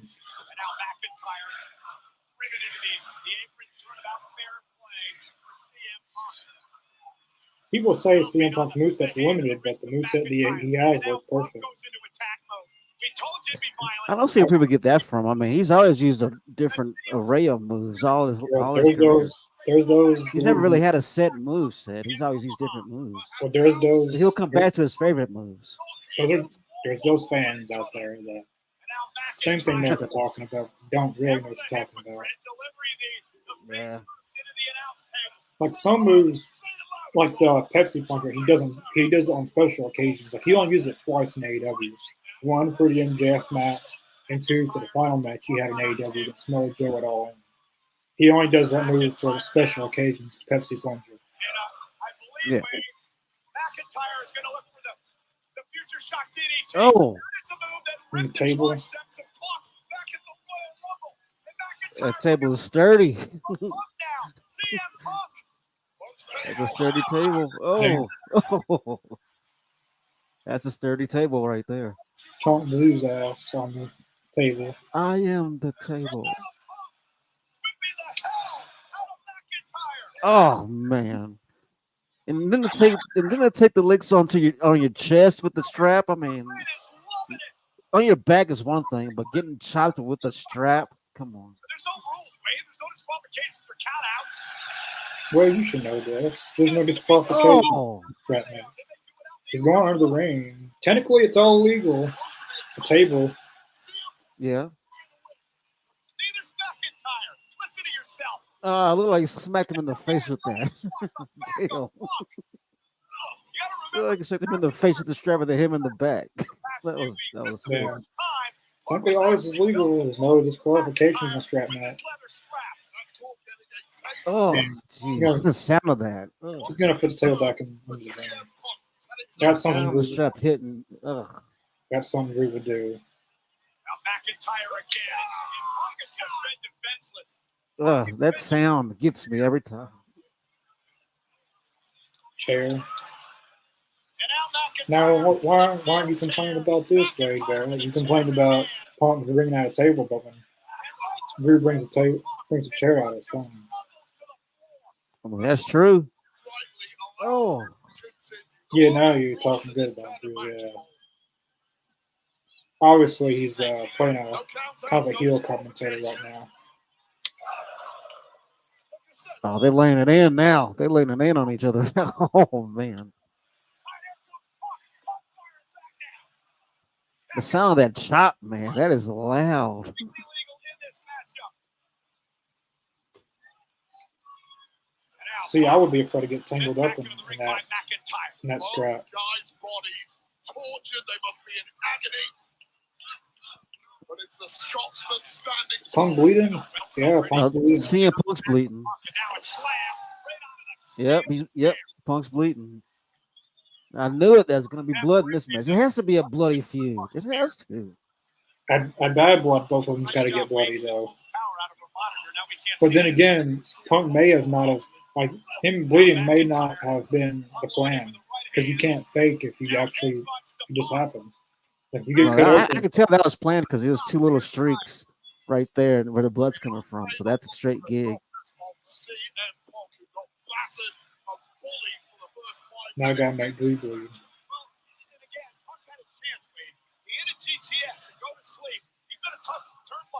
Oh, perfect way for Drew to bleed. Oh, for him to run into that chair. Yeah, it's gonna happen. Yeah, Punk is bleeding pretty good too. Damn. Oh, Bulldog. Obviously, Cole. He's been bleeding for like 2 minutes now. Captain Obvious over there. Yeah, we already. You just not noticing that? And now McIntyre. Someone's gonna get hit on that What does post. Punk have in store here? McIntyre. Damn. I look for someone to get like someone's gonna use the strap to hit him down low. You watch. It's gonna be Punk doing it to Drew. You watch. This is something Punk's second match. What the hell are they chanting? This is awesome. Bring back the table out.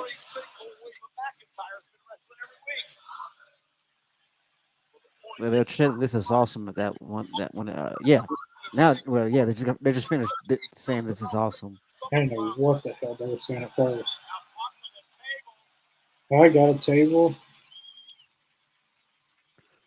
Luckily, I understand just a bit of German. It was always going to be. These two going Oh, on one another. McIntyre, smart move into the ring, avoid Yeah. the tape, try to get out of harm's way. Oh. oh, Claymore by McIntyre. that was a nice Claymore too. That was not bad. Away with his own Pinfall success. doesn't work, Punk though. is going for a split second You gotta of drag McIntyre. Punk all the way up and Watch go this all the way to the Claymore. finish. Bang by McIntyre. Back to the left temple of CM Punk. McIntyre moving gingerly, of course. McIntyre touches one turnbuckle, red lights on. Gonna try Okay. to hit. Gonna try to Take hit for one. another. Why would the red light And be he turning gets on to a though? second. Now Punk has got to stop him. That's like if I think if CM Punk goes behind and touches it. Third turnbuckle by McIntyre. Got it. You Hit to the think other if side someone of the ring. touches it, it'd be Smart green. move by Punk. How Damn. smart was that by Punk? Drag McIntyre away from the far corner. Drive It's like, him I think when the green light hits, set up. they have to, of course, have to touch the other one and the green light hits. But I think for Drew, he has to touch each corner and turn those lights red. Like for the opponents, if for each green light that's on, I guess you have to turn the other one red. I guess that's how it's going. So like, okay, because if that's how it goes, because that's like the old school. Dragging McIntyre to help him make it to the third buckle. I know. Well, when Punk punched it, it was green. McIntyre, though, with a couple of right I hands. guess See, green. now if he touches it, now it's off. But the red one should, the red one's on, I think now. We're back to square Yeah, one. so whenever Drew touches it, it turns red. Then when Punk does it, it's green. Oh, Punk's gotta do more assault to Drew before he. Oh, Oh, man. put Punk through the table. Oh man. Oh, the drummers are saying it loud and clear right there. this is McIntyre's opportunity, Wade. The carcass of CM Punk just got shattered. He went for that bulldog. He did not contend with the power of Drew McIntyre. He threw CM Punk out of the ring like a baby. And CM Punk is hurting in a big way. Yeah, but now McIntyre with Punk outside the ring through the table. He can just walk around the ring and touch every turnbuckle without an issue. CM Punk is like an anchor attached to that leather strap. Just like he's been an anchor to the career of Drew McIntyre over the past 8 months. When this all started, they quote 50-cent bracelet that CM Punk owned. It's now turned into a massive bracelet. A bracelet around both wrists. A 13-foot There we go. McIntyre He's gonna carry him, and he touches each one. Okay, you see what he's doing. gonna carry Punk's And card. he's not even seeing it. Wait a minute. Punk just tapped the buckle. I don't think McIntyre That's awesome. You stupid idiot. Dumbass. You ain't realize you stupid idiot. He should let him hit all 4 corners and then realize he didn't win. That would have been brilliant.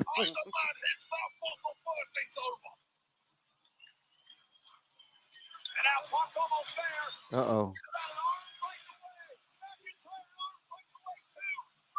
So they reset. Okay. So those are reset. Okay, I see how they're doing it. Yeah, because after so much time, they all reset. Yeah, they all reset. That was funny. I've never seen that done in a scrap match. Where Drew I really wish he would have went through all 4, and then Drew thought he won, and then he didn't That would realize. have been great. Then he didn't realize Punk. And then he didn't realize. He doesn't realize that he already hit all of them. Oh, I love that spot. That was funny. I've never seen that done this way. That is so good.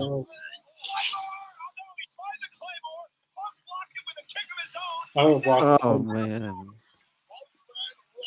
double boot. Ref doesn't know the strap is off. The strap off? One of them? No, they're both on now. One of them was off earlier. No, at the beginning of the match. Like referee. See, it looks like those straps are very loose. Like they come off you very easy. But normally when the match starts, referee tightens them up, and then that's how the match starts. But Drew obviously tightened Punk before the match even had a chance of starting. So, sharpshooter. Whoa! This Is he gonna tap out? He's gonna tap out. It don't matter.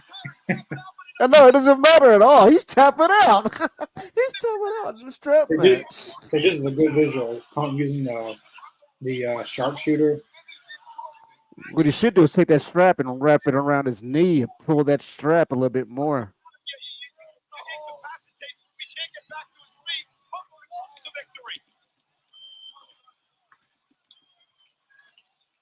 McIntyre, the ropes won't force a break. It don't matter.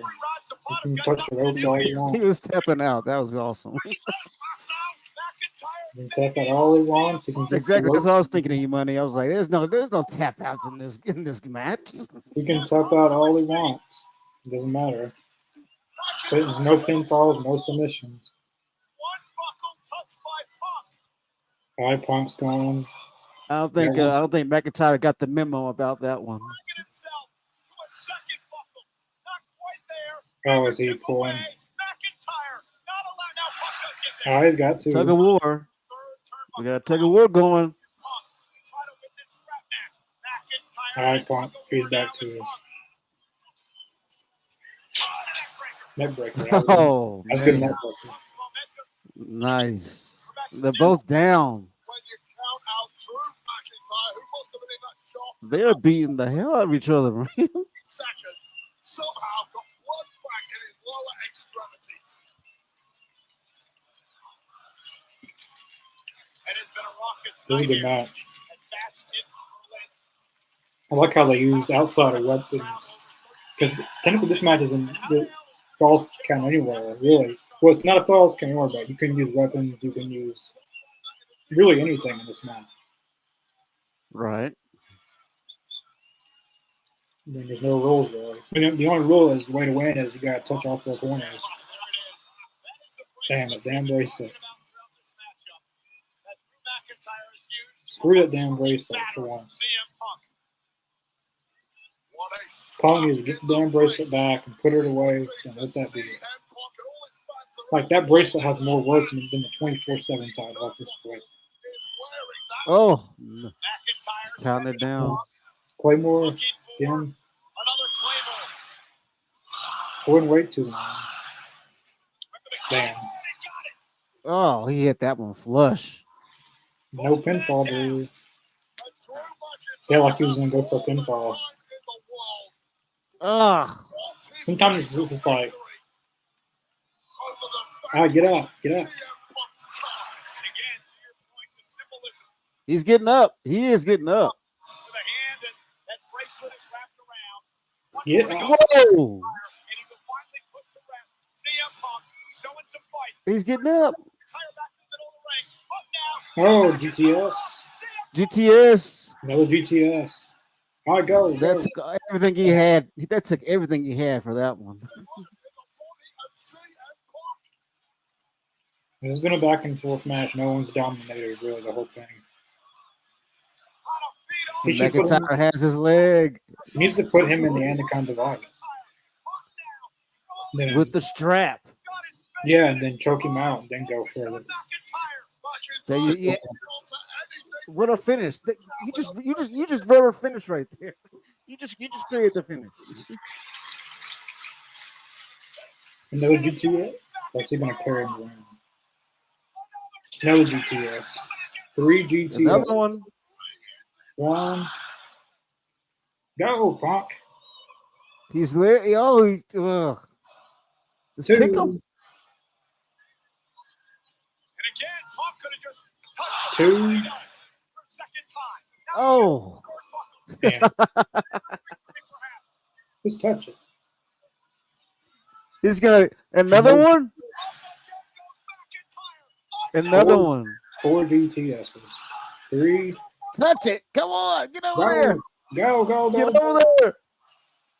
Go, Punk. Go. He wasted time. He's out. Move. Get over there.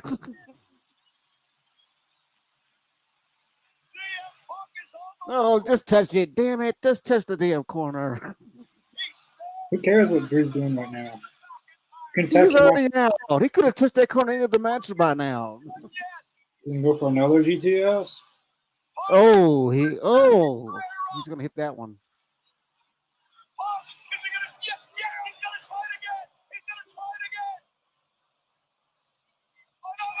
6 GTS. Get the bracelet. Get that bracelet while he's out. Get the bracelet after the match is bracelet. Yeah. Oh my God. Get the bracelet and then touch the Get the bracelet. I did it. He got the bracelet and won the match. Punk's first singles win in over 10 years in WWE. Oh, that was awesome. We're tied 1-1. And my first thought was, get the damn bracelet, man. Get that damn bracelet. Win, lose, or draw, get that damn bracelet. Now he can retire the bracelet.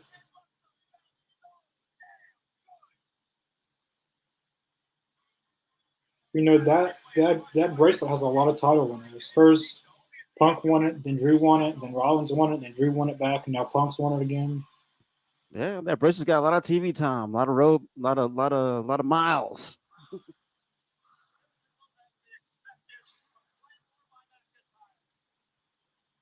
That was a good match, man. That was good. The ending was the best. He got that bracelet, then he finally won. I think deep down, getting that bracelet back was his personal win. Then he just ended the match official.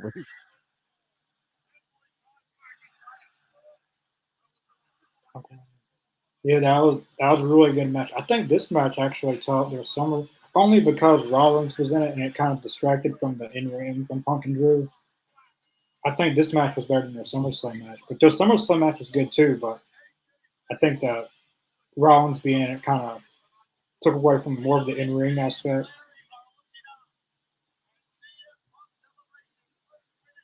Six GTSs he did in that match. Yeah, man. I mean, Is that a record or what? I don't know. Is that a record? I don't know how many GTSs he's hit in one match. Like you have to go through a bunch of matches. So, but he did hit 6 GTSs. He went there. He defended his dog, and his wife came out on top. Damn it, that's a man. Now you're praising him. Wait, I don't want to hear a word out of your mouth.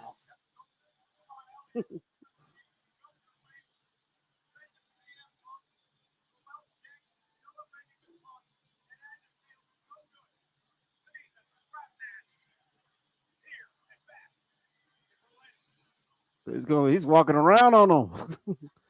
Dean Elliott.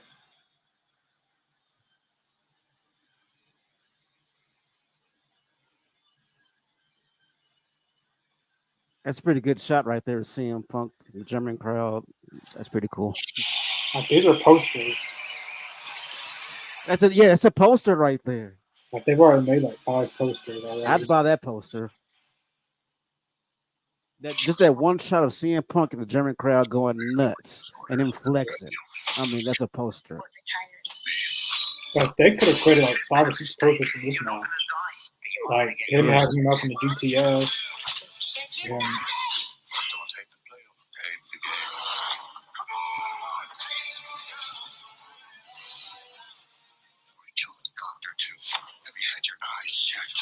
Batista. September 13th. All right, bad blood steak. Cody, we've been out here since July. We still ain't seen We nothing. got E Money chiming in. I don't know what you're looking Match was all right. Crowd was lit. Yeah, that crowd was lit though, for real. And yeah, that final shot, man, that's a poster, dude. I'd hang that up. I think that was their best match between each other since they've been feuding. I mean, the SummerSlam match was good. I think this match was a lot better. Just because there was more in-ring aspect to it because Rollins wasn't involved as a special guest referee. But I thought it was a really, really good match. WWE Women's Tag Team Champions will be a Bad Blood Pre-Show Hospitality only with On Location. Bad Blood and ATL. That's going to be fire. Well, that should be the final match between Punk and Drew and Hell in a Cell. Finale. But I do hope they do a triple threat Punk, Drew, and Rollins. I mean, yeah, that would be cool. I wouldn't be mad at that at all. Johnson Wayne, very great match. Rat-a-tat.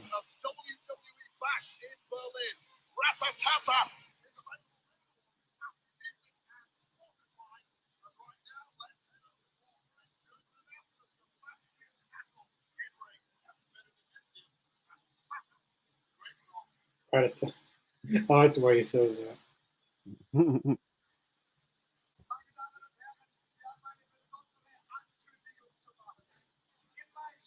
The attendance. I bet it's higher than what Cole originally said. Im Juli übertraf Clash at the Castle in Glasgow diesen Rekord. Und heute Abend Nothing is going to top Owens and Cody. The match was really, really good. Yeah, I thought Cody and Owens was really good as well. I think as a story aspect, Punk and Drew, the story-wise, Punk and Drew has the best story in this entire show. Just because Cody and Owens is just once that's a random match put together, but it was a good match.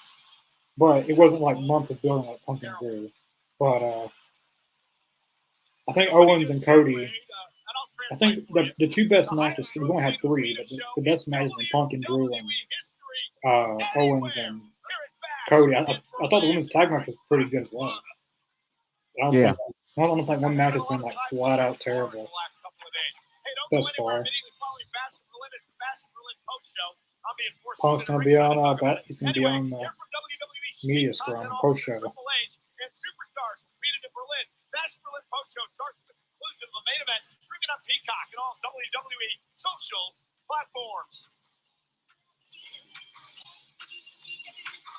I wonder who Punk feuds against after McIntyre. I thought they want to say they're going to say Punk and Rollins for WrestleMania. So who is he going to feud with in between them? I mean, he might.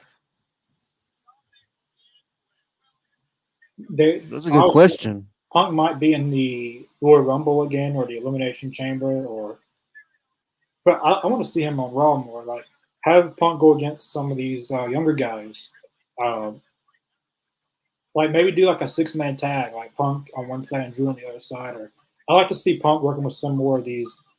Uh, I'd like to see him work with some of these younger guys.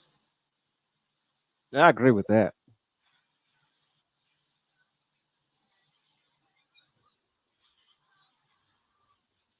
Punk and Drew is third for me. Also, I don't know about that.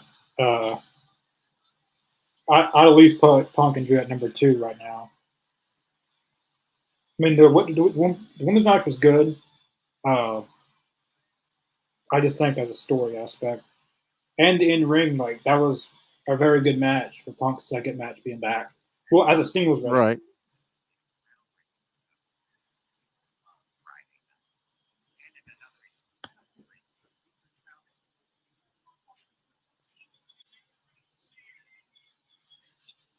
I actually want to see the killer. Heard that was. I heard it was gonna be pretty good. I mean, I've seen a few previews of it. I've heard some pretty good criticism about it. People were complaining about Batista losing all this weight. I'm like, that's what happens when you stop taking steroids. I mean, duh. yeah, Like, oh my god, he's lost all this weight. He's lost all this. Well, yeah. You cut the juice. I mean, that's how it looks. yeah. He had an interview I seen that talking about him wanting to come back, and he said that he really misses the ring and stuff. But he doesn't want to tarnish his storytell ending. But I feel like there's a few matches that he could do. Braun Breaker is the number 1, I think, that he could do. Oh, that'd be sick. I don't think him and Roman's had a one-on-one match before. Uh, but really, if his last match is against Triple H, that's the perfect ending because that was his first world title win was against Triple H. Right.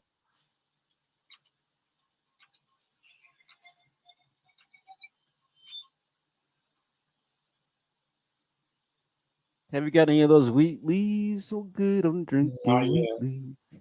I'm tired. I've got at least 4 of those so far on the show.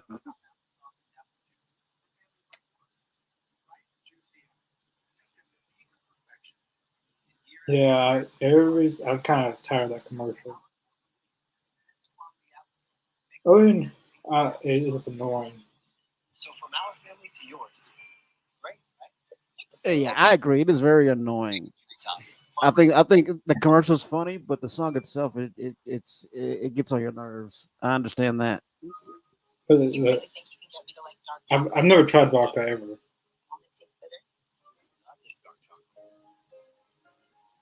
At least I don't think I have. I haven't tried it. I've been wanting to try it. I've heard good things about it actually. It's delicious. I told you it wasn't bitter. From the lint Just the advertisement's goofy as hell. a lot. I mean, at first I kind of when that for WWE we said they played the same commercials over and over and over and over and over. But they used to play that one with the woman and then she was what was it? She was like talking about something, but she was making a sandwich and then like someone was squirting at her and like just making her wet and all that. Oh, I know what you're talking about. And then she had a like a couch and then she was going down the road with it and then it was very weird. You remember those Bigfoot commercials they used to have on it? Those were weird. Yeah, but was the beef jerky? Yeah, that was a weird commercial. I was like, how'd they get away with making commercials like this? The one with when the Bigfoot went to the bathroom. I was like, how'd they get away with that? Yeah. You watched It was hilarious though. you watched Harry and the Hendersons? Yes, that was my shit. Yeah, I like that movie. The movie, and there was a TV show also. It was like a syndication TV show. I wish they would have made a part 2 to that. Dominic Mysterio and the Women's World Champion. Oh, we have technical difficulties. He'll be right back.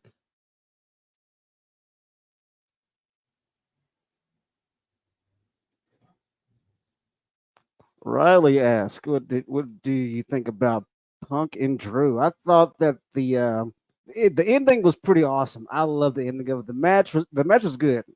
The crowd was on fire for the whole thing. I mean, they loved it. They were all aboard. But the ending of it was so poignant. It was so poetic. You know what I mean? Like, I'm like, I'm sitting there screaming, "Get the damn bracelet, man! Just get it so this shit can be over with." You know. And then once he got the bracelet, he touched the corner, and that was it. I thought it was a brilliant way to end the match, honestly. But yeah, I thought it was fun.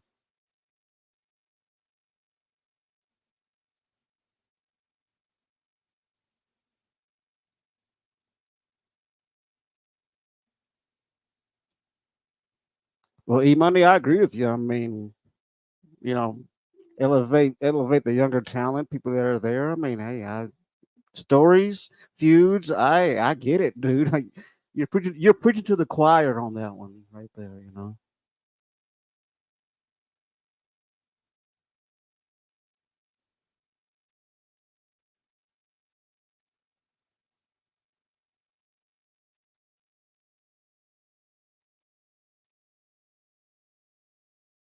We got the mixed tag match coming down. Oh, there he is.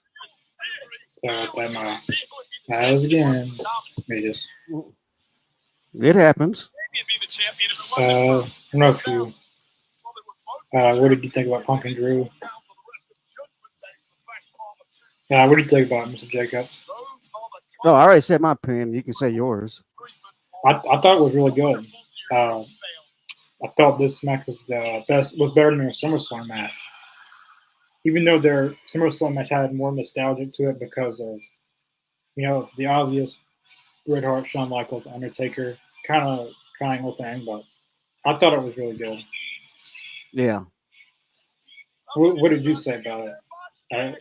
I basically said that I thought it was a pretty good match, and the thing is that like we said earlier, I mean, like the crowd was all aboard the whole time. The story was there, and the way they told that story within that match was brilliant. The ending was super fire because of the fact that I'm sitting there screaming, "Damn it, get that damn bracelet so we can end it already!" Yeah, And as soon as he grabs that bracelet, he turns that corner, and damn it, the match is over. That's great storytelling right there. And this leads down to, yeah, I mean, Bad Blood. Hopefully, cage yeah. match. I mean, it has to be a huge, huge finale to this whole thing. That needs to be the main event for Bad Blood. I know it's in Cody's hometown, but like if they're gonna base it on storyline effort and who's put in the most work, it's Punk and Drew. They deserve at least one main event on a pay per view. I like Cody, but he hasn't really been in a feud that's been on the level of. I mean, Cody's had good matches, like with Styles and Logan Paul and Kevin Owens, but Yeah, he hasn't really had that one. I think that one story will be Randy Orton. Whenever they turn Randy Orton heel, I think that will be something like that. it's inevitable. I think before he ends his career, he's going to do another heel turn. I'm predicting that right now. He's going to be wrestling for at least 7, 8 more years. He signed a 5-year deal with WWE, so he's going to be around for quite a while. So Yeah. yeah, I thought Punk and Drew was good. Stop bringing the right stories and feuds. Yeah, I agree. That's one thing WWE hasn't done as much. It's like they don't bring Goldberg, they don't bring. Uh, Mm-hmm. I mean, they don't like bring like anybody. Like Brock Lesnar is out of the picture right now. Edge is in AEW. I mean, The Rock. He's the only one that comes like WrestleMania, or which I want to see Punk and Rock and Roman. That that that was one that that's like that could be the biggest WrestleMania main event in the history of WrestleMania. It very well could. Yeah. It's kind of Jesus talking. Yeah, he did say that. It was like during the movie interview, and then they were talking about it. Like the only thing Batista has left to do in WWE is going to the Hall of Fame. That's the last. Right. And like he said that he misses his entrance, and that's the perfect time to do it. Like have one last. I mean, there's nothing to say he can't come back like every once in a while, but the wrestling part of it, His final match being against Triple H is perfect.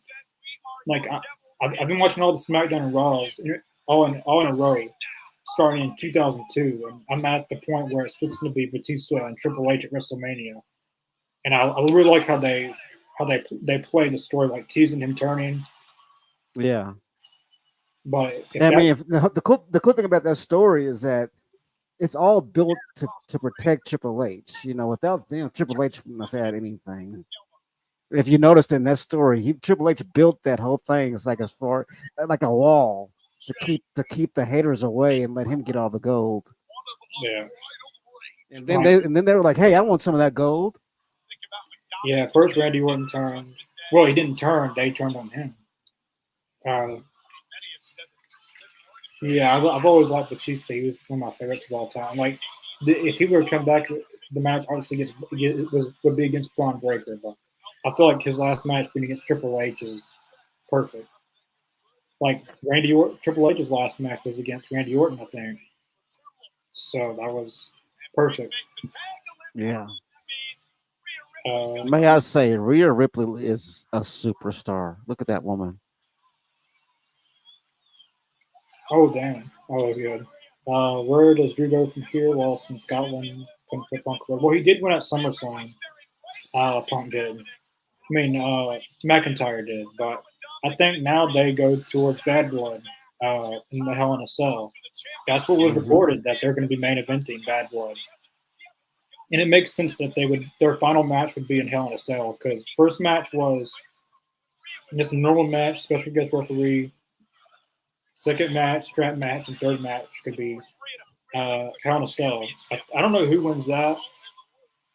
If they're going to do Punk and Rollins, I think Punk would need to win just to set up the momentum. Yeah. Rollins is injured right now, so and that's why they had Bronson Reed kind of like write him off. But yeah, I think that will be the chosen one. I'm curious where they put Drew. At. Chosen one chose. Damn. Punk it's cold, man. Punk should use that. He should. Yeah, that'd be a good shirt though. I remember that one Raw where Drew McIntyre said that he was the chosen one. Then Punk said, "Who chose you?" Because like you're not supposed to talk about that person anymore. So, but that'd be an awesome shirt for Punk to wear though. Chosen one, chosen to lose. But I feel like they're gonna save Punk and Rollins for WrestleMania. So I'm curious what they do with Punk and Drew before WrestleMania. I mean, Punk, they could, like as I said, I like to see him go against some younger guys that he's never won against, like Finn Balor maybe. Finn Balor's not really young, but he's never won against Finn Balor or. Yeah. You got guys on Raw like Pete Dunne. You got. I mean, John Cena's coming back in January, but Punk actually expressed wanting to tag team with Cena. Maybe they tag team together once or twice. Yeah, that'd be kind of fun to see, though. Honestly. Yeah, I'm curious what they do with Drew McIntyre next. I mean, they could put him against Jey Uso, but they've done that so many times. They could come back to that whole thing because they do have a bit of a rivalry, but it's very I don't know, you wouldn't notice it, but there is a rivalry there. I like to see because every time that Jay tries to be nice to Drew's always being all standoffish and like screw you, dude. Your family tried to kill me. Yeah, and then at Survivor Series, that's the 1 year anniversary of Punk beating WWE. Like maybe they could put Punk in one of the War Games matches. Well, I feel like the one War Games match is going to be Bloodline versus Bloodline. So yeah, maybe they also something there. Maybe they also do a traditional Survivor Series match, 5-on-5, like Raw versus SmackDown. Then Punk is included in that. But for McIntyre, I see McIntyre and Braun Breaker. But I haven't done that. But yeah, it's going to be interesting to see where they go, especially heading to Raw on Netflix. That's going to be interesting. But also when Rollins comes back, he's going to be going for Bronson Reed because that was when I saw Rollins. Bronson Reed laid him out. The thing is, I love that because they need to be building up these monster heels. They need to be building up good heels because I mean, there's not a lot of them really. You think about it, there's not a lot of really good heels that are up in the spotlight right now. They have to develop these new heels, monster heels that are going to be threats in the future. And Bronson Reed's a damn good choice. Somebody I guess you can say is a kind of a stepping stone to what they can do with these other big men in NXT in the future that can come to the main roster. How they can be pushed, you know? Yeah. See, Bronson Reed, they didn't build him up really, really good. They've had him take out Rollins. They had him take out R-Truth. Nearly took out The Miz. And then the same for Monday with him in the car with Bronson Reed. I mean, Braun Strowman. That was awesome. Like, I wouldn't mind seeing. I'd like to see him get an Intercontinental title run or something. Bronson Reed. He won the North American Championship in NXT when Triple H was there. Oh, E Money asked a really good question. Who is more important to Rollins, Punk, or Reed? That's a damn good question. I like that question. Good one. I think short term, Bronson Reed, and then long term, Punk. Because technically, Punk is the reason that Rollins couldn't challenge for the world title anymore at Money in the Bank. He costed Drew, but he also costed Rollins.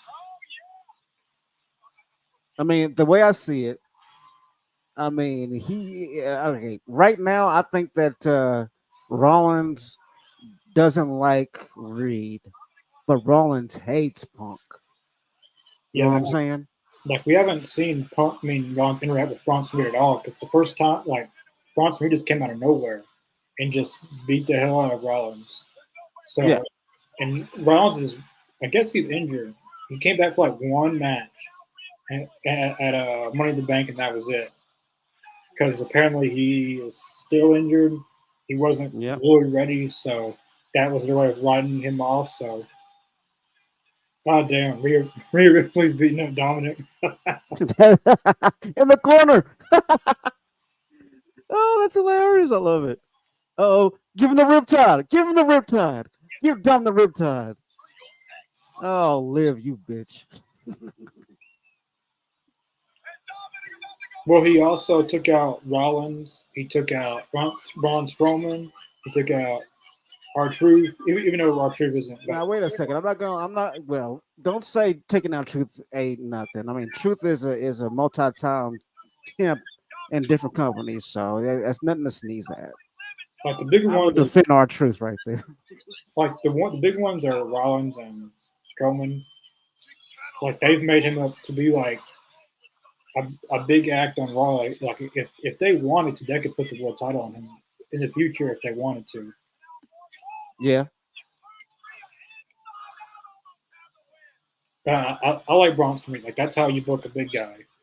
Like that's I agree 100%. Someone like the best big guys in WWE right now are Braun Breaker, Bronson Reed, and on NXT, Obafemi. Bronson's a threat now because he's putting folks in hospitals now. So I love it. You're right. They're building it the correct way. I mean, there's other big men like Braun Strowman who were. I mean, he had a pretty good match with Bronson Reed. Obviously, they're going to lead to another match with a stipulation because, I mean, they could do a parking lot brawl match. They could do a Falls from Anywhere match. There's always they could go with that. Damn.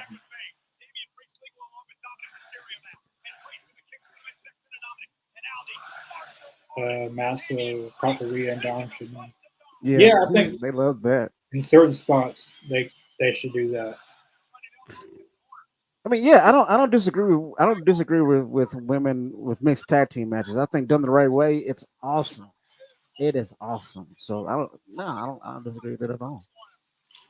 I feel like Bronson Reed taking out Truth is just really a statement of what he can really do. Like basically just taking out everybody. Yeah. Like, even though R-Truth isn't a main act, but he is a kind of a main act. He's not like a Punk or Drew or Rollins or Gunther. Or, he's not any something like that. But Bronson Reed taking him out was just really to add to Bronson Reed. Was that a double Razor's Edge? Man, okay, I like that. Uh-oh. Damn, that was good. Perfectly done too. I mean, there's not too many people that can do the Razor's Edge the right way, but they did that perfectly. Oh, taking off the straps. I think the end is near. Oh, yep, they're getting this shit in now. Oh, here we JD. go. Comes Carlito. Oh shit. Rhea Ripley takes out Carlito. Oh damn. That was a good spot by Liv to Rhea. That's kind of a Canadian destroyer, but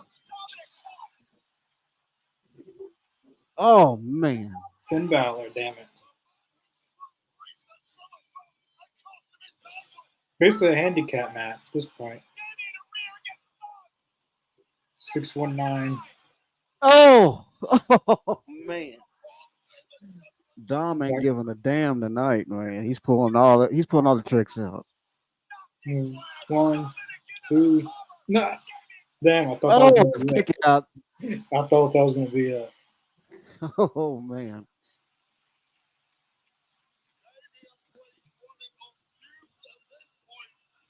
Oh man. That dive could have went so wrong. alright, tagging Liv Morgan. Here we go. Here we go. Ooh, damn. Oh man, that Could have went sideways. that could have went bad.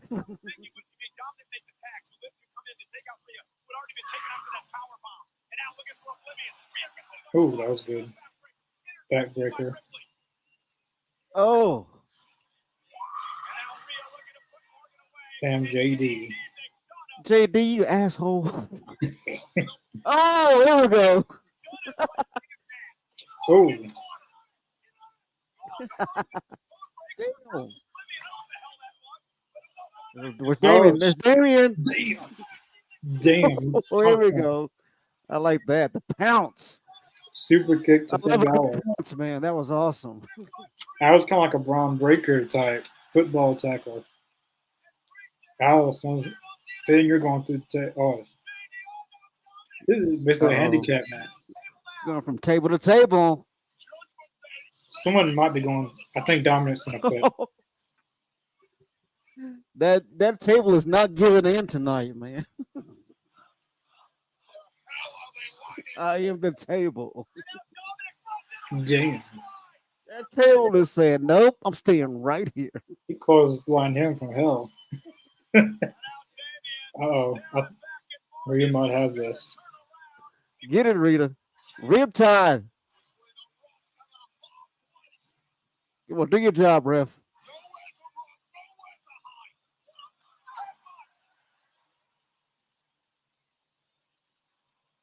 There we go. 1, 2. Do your job. The Terror Twins win. All right. That was a fun match. See what I'm saying? Done the right way, mixed tag team could be really good. That was a good mixed tag.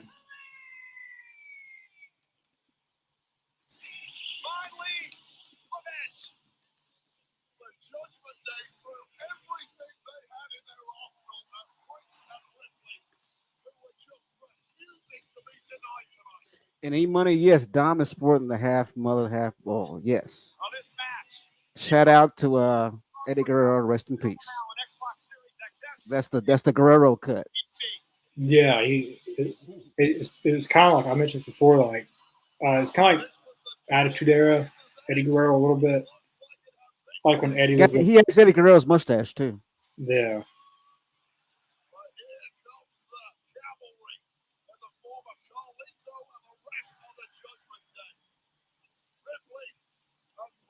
defend every single one of them off the spike. He soaks that with I love that question by any money. Is Dom sporting a bald half mullet cut? Yeah. Question of the night right there. Punk and Drew is official before. I don't know about that. Punk and Drew. Like as of right now, I think it's number 2. Like this match was really good, but like I just think Punk and Drew was better.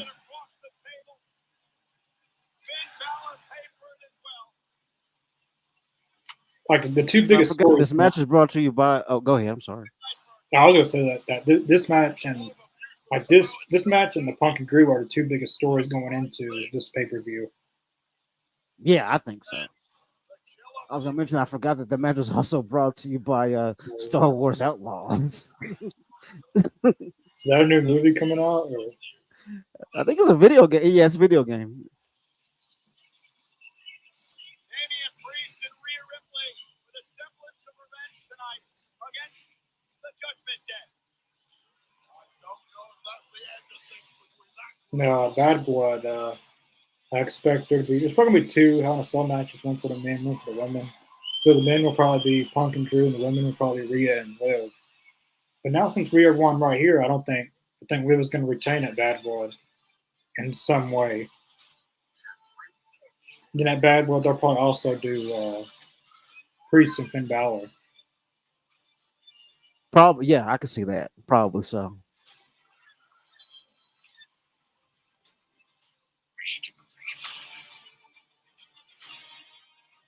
I ain't gonna lie, the preview of the preview of the game, Star Wars Outlaws looks pretty cool though. I kind of want to try it.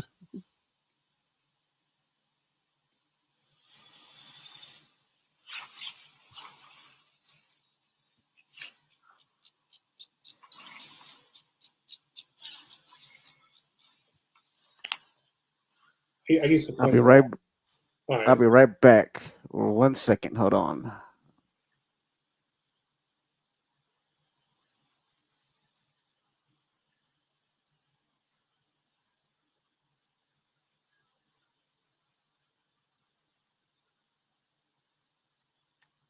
All right, somebody's knocking on my door. All right, anyway, go ahead. I was gonna say I used to play this. Like the only Star Wars games I used to play was like the Lego games. Yeah, I played those too. I used to really like Star Wars. I used to have all the VHSs, all the toys, all the lightsabers.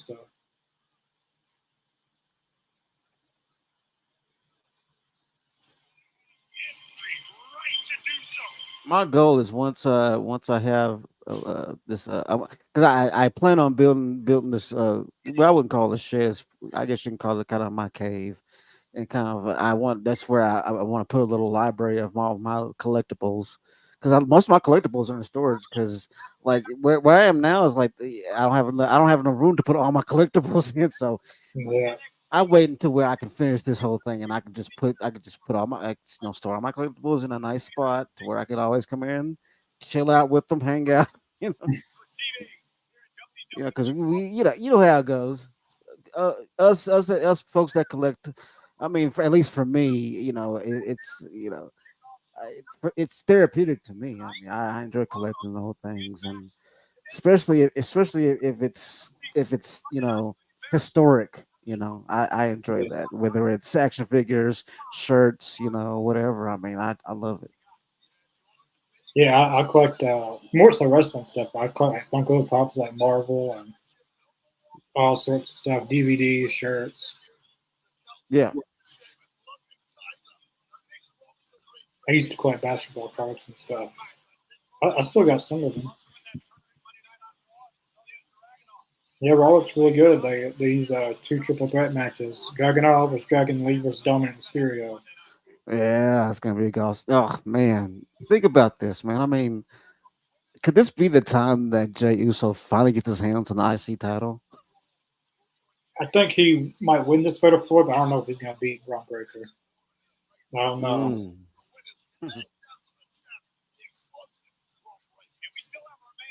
I really want them to put a singles title on Jey Uso at least one time. like he's put so much work in this new character, and it's super over. He's always in the top 5 merchandise sales. He's always got the most crowd reactions. Everyone shows up in Jey Uso shirts, sunglasses. Against the legend, Viper Randy Orton targets the World Heavyweight Champion, the Ring General Gunther. For that intervention, All right, we got the heavyweight championship belt match now. this break, our subscribers to Peacock Premium Plus. Let's look at the controversy that ignited the battle between these two. It was the least entertaining match. It's not just the story; the match has to deliver whether. See, I didn't think that their in-ring match was that bad. I mean, they didn't have to do like 50 Canadian destroyers to make it a good match. Right, it's all about the story, really. But their in-ring match was pretty good as well. I mean, for like Punk and Drew is what I expected to be, like a brawl match, not really a fast-paced Dave Meltzer 5-star classic. You know, I thought it was a good match in ring. I mean, the women's match was good, the tag team match, but Punk and Drew just was more, for me, more entertaining. I mean, the women was good, but there was a few almost botches in that match. But finish was good. The lead was See, I didn't think there was one bad spot in the entire match. Like there wasn't not one botch in the match. There was no like it was all go. Like there was no dull moment in the match. He it would, but he's not. Jay isn't. He isn't winning that. There's no way they're gonna have Braun lose. There's no way he's gonna lose his first title defense. There's no way. Jay will win the fatal 4-way, but he's not gonna beat Braun Breaker. Yeah, I mean, the way they're building him up, I mean, I don't know. It's hard to tell. I agree with that. Punk and MJF was a better.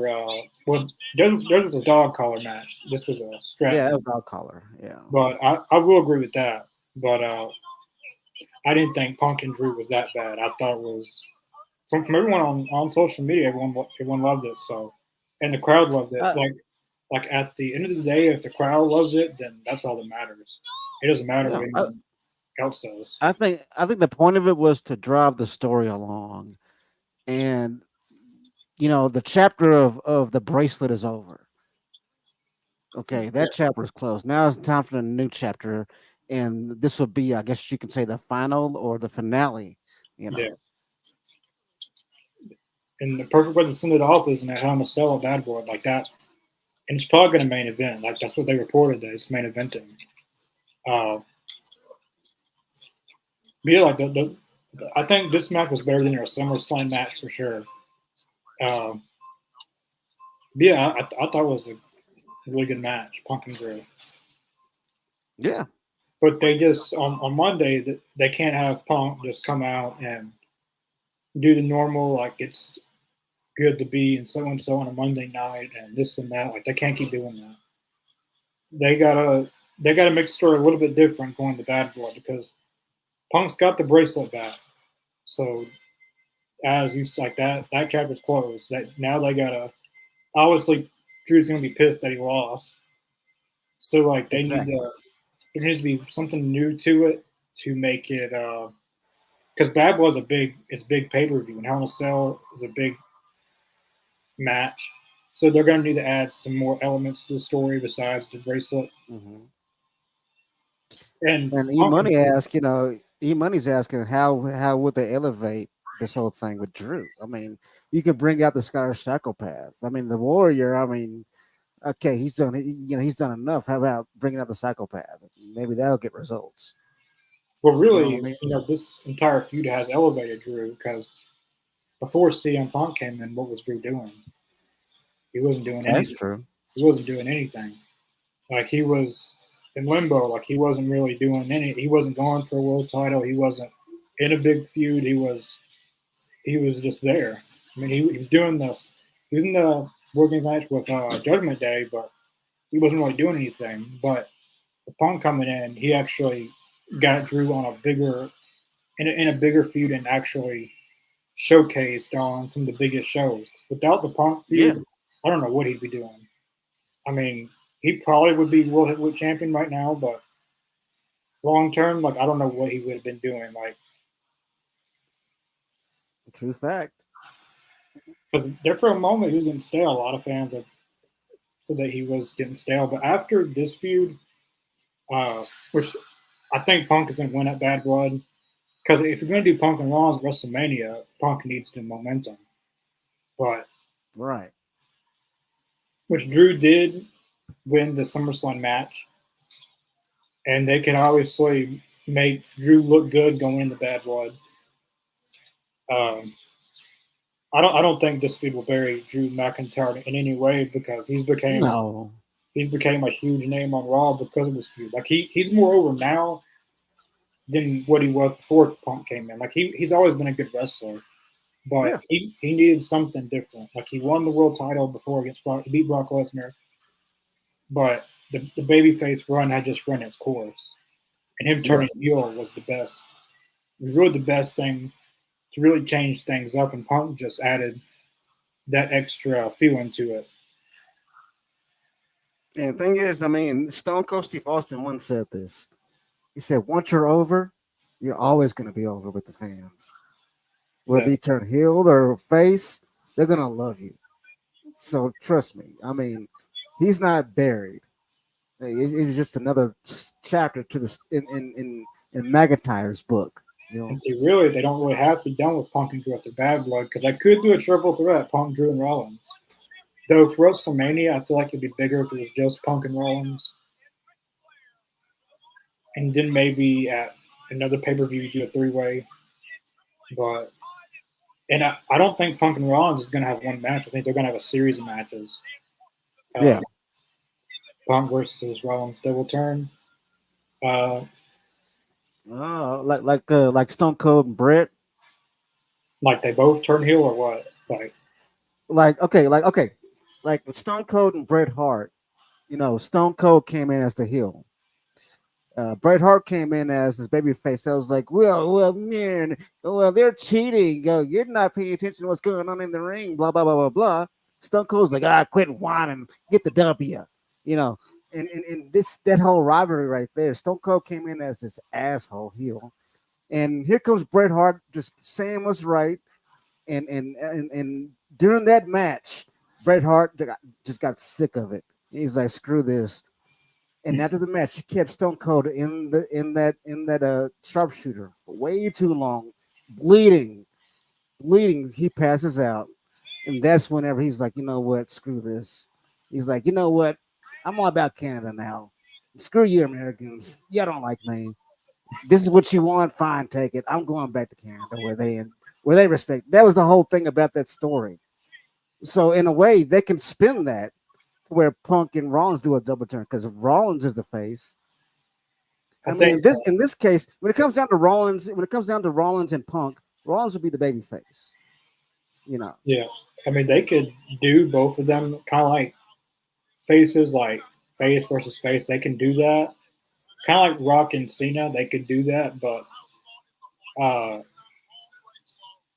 want to see Punk go back heel because Punk is a very, very, very good heel. We haven't seen heel Punk in years. Like even when it came to AEW, he never went heel. I'd like to see him go back heel. And I mean, they could do either way because Rollins is a good heel, Punk is a good heel. I mean, they could go either way, but they could go the route like Rock and Cena, like both of them are face. But I want to see heel Punk back eventually. I want to see him back. I like really see Punk, heel Punk at least that one more time, one last run as heel Punk. Randy Orton has the longest entrances. I like the time that crowd sung everywhere. That song. I really like to. I want to time his entrance because he's got like a bloodline entrance, like. E-Money has a good point. Punk isn't a face. Yeah. He's like a shade of gray. He's not in the black or white. He's like in a shade of gray. He's not a bad guy. He's not a good guy. He's just a dude that comes in there and fights. And at least in the Drew feud, he came off as a lot in a lot of the promos and stuff. He came off as a face, like talking about the fans and this and that. But I want to see him go back fully heel like he did in 2011. Yeah. Like I want the ruthless, pure heel CM Punk. The Antichrist CM Punk. Yeah, like if anyone seen his younger stuff in like what was it? It was IWC. ROH. It was ROH. There was another one too. It was like a real small independent, like 20 people was there maybe. But golly, he would go off on these people. Like Yeah, they want to fight him for real. he could not get away with saying that. Well, maybe on Netflix he could get away with saying that stuff. But some of the stuff he said, like he had people wanting to fight him. Really, like these people were like ready to beat the hell out of him. Like he was ruthless as a heel. And he would not discriminate. He'll pick on the young, the old. Yeah. You know, he would pick on everybody.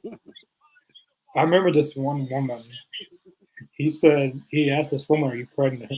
And she said no. And he said, "So you're just big." Yeah, I saw that video, and she was so mad. I mean, she came after him. Then I think somebody came after. There was one video I saw where he was talking to some girl about pregnancy or something like that. Yeah. And I don't know what the hell he was. No, but the girl it was like a teenage girl, and she just got all pissed off and tried to fight her. And like I don't know if this is a girl's dad or what, but he grabbed her, and then CM Punk was doing like the fist, like put him up, come on, let's fight. He was putting up his dukes, just making fun of her the whole time. I was like, this dude is amazing. Yeah. There's videos of that on YouTube. You can search. It's on YouTube. Yeah, he's got a whole thing. I mean, even the CM Punk and Raven feud, like that was the feud that got Punk to the next level, like to really show him some. Like, that was the first veteran he ever worked with. And, like, they had a dog collar match, they had a steel cage match. Like, even some of his promos there they weren't like pure heelish, but they were very good promos that really. He was a heel, but just didn't come off as the. I don't know what that company was called. I do remember seeing him and Eddie Guerrero in a match. I forget who won, but I do remember watching. Yeah, that was in ROH. Yeah, that was okay. ROH. I'm surprised WWE let him wrestle in ROH and be on WWE. But during those times, like during for the Yokozuna tribute show, like they had Undertaker and Kane there. They had like a lot of WWE stars. Nowadays you're starting to see a little bit more WWE stars, but like I don't think we'll ever see it like that again. Yeah. Like Undertaker and Kane, and Triple H, and Shawn, like everyone going everywhere. And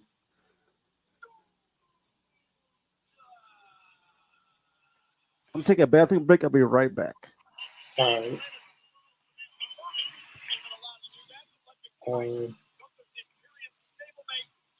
Expected bigger pop for Gunther, bigger pop for Cody, Owens, important.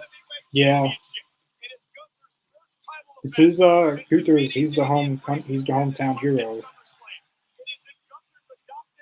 But for pay-per-views and even some SmackDowns, like the entire crowd is singing Orton's theme song. Like he's super over wherever he goes.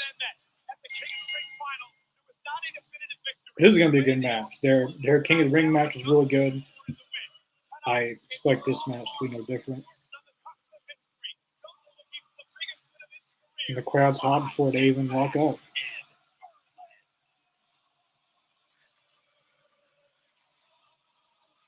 I still think France beats Germany, but Germany has been a great crowd.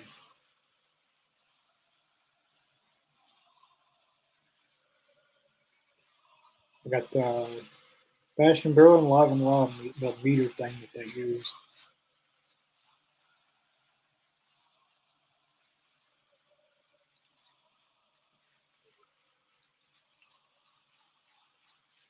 Wow. I don't know what they're saying, but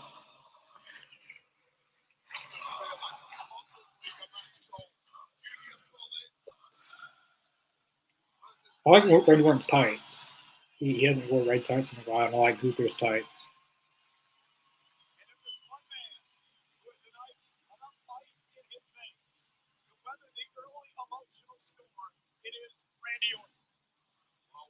I like how they had this main event. And it was perfect. Like the opening match was Cody and Owens, the middle match was Punk and McIntyre, and the ending was Gunther and Orton. All right, I'm back.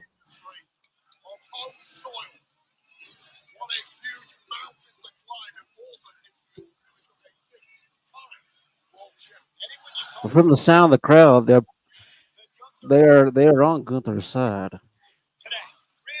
Yeah, pretty much half and half, but they're like crowds are going crazy before they even locked up.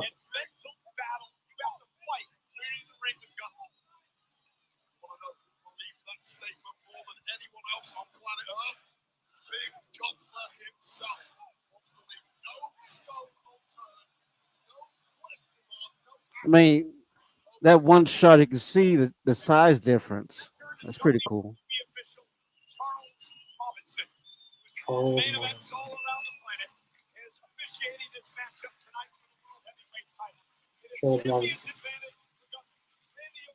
Uh-oh. Got some wrestling going down.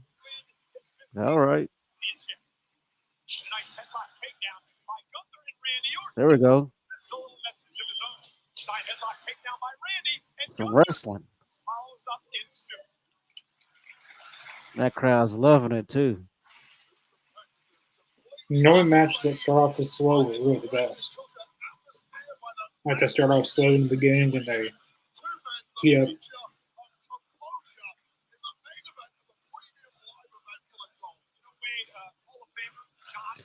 E-Money says, I said it about All In.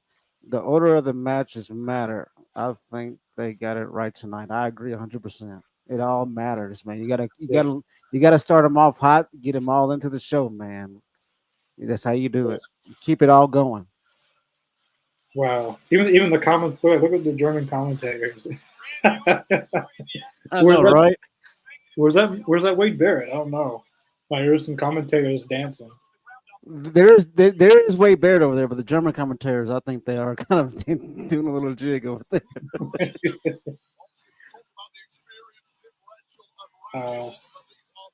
Very surprised to see him wrestling. Well, I feel like this type of wrestling, I haven't seen the entire show. Like every now and then, I mean, yes. I mean, when they do like the chain wrestling, and they're actually doing some holds and some some catch can wrestling. I'm a huge fan of that. The British style wrestling. I mean, and Randy's working the British style right now. That's pretty cool. Yeah, and as far as tonight, like maybe Punk and Drew had some lockups. I don't know, but this match,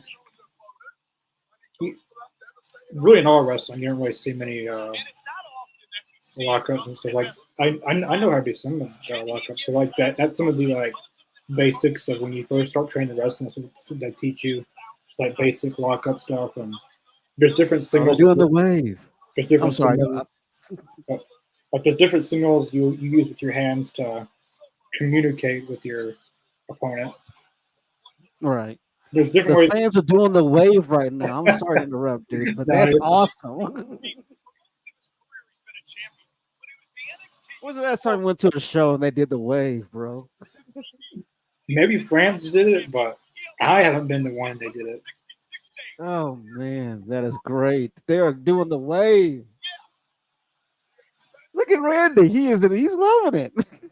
He's like, what the hell? Okay, cool. Oh, that crowd is hot tonight, man. I want to see how they focus, especially being the referee. Like, beard, man. Like, just take time and soak in this moment, because USA aren't like this. Like some USA crowds will get good, like Chicago, Florida, Texas, but you don't get this. Oh, Randy starting the wave. Hold on, I'm sorry. Randy started the wave. Now Gunther's laughing. Maybe I love it, man. I love this. Randy started and they all went. Gunther is breaking character. This is awesome, man. This is wrestling right here. This is professional wrestling. This is how it should be, man. All about fun. Crowd is definitely. I think this match has probably got the best crowd rate. Like I don't know. Cody and Owens had a very good crowd reaction as well, but golly, I love the German crowd, man. Those are my people. one of my school teachers was from Germany. She used to tell us a lot of stuff about Germany and stuff. Didn't you That say crowd that you is were from lit. Germany, Mr. Jacobs? Yeah, I was actually born in Germany. That's true. I never would picture that, but that's pretty cool.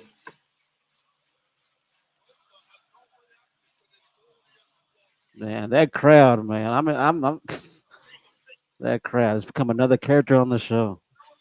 I think they're gonna be. I don't know. Looks like France has got some competition of 2020. Like the best crowd so far is France with Backlash, but Germany's somewhere up there. Man, I think Germany has. I think they're gonna take the title for the best crowd, man. I don't know, man. They pulled out the wave. I don't know, man. I've been at a show with the Wave a few times. I haven't seen that in years. I don't think know, I've ever man. been to like a attended wrestling show and there be a Wave. Maybe like a sporting event. Maybe I have. I'm sorry, Orton doing the Wave with the crowd was amazing. More than that, like that. That's probably gonna be one of the highlights of the entire show. I love it. I love it. That'll be something that's a talking point that comes out of the show. Yeah, Puerto Rico was a good crowd too for Backlash. Yeah, Puerto Rico was lit In like a bitch. 23. France was good this year, and Germany's been good. I know they're talking about going to Italy next year in 25, so I'm curious to see if they. Uh, I have a feeling they're going to put Backlash in Italy next year. I'm curious to see if Italy lives up to the hype of France, Puerto Rico, Germany, a lot of these other countries. I like that they're going to a lot of these different countries for pay per views. Yeah. And like we're talking about, the audiences are now competing for now who can be the loudest. I love it. I For mean, Elimination Chamber, they went to Perth, Australia. They had a pretty decent crowd, but it wasn't like on the levels of France or Germany or. where you at, US? Come on now, we can be loud too. I'm in Chicago or there's certain cities, but even U.S. at its best, I don't think can top Germany or France or like you need to get everyone wired up. Like you We need got my to, man flipping the bird. you got That's to in wire full view. Hey, that guy's flipping off Randy Orton. That's full view.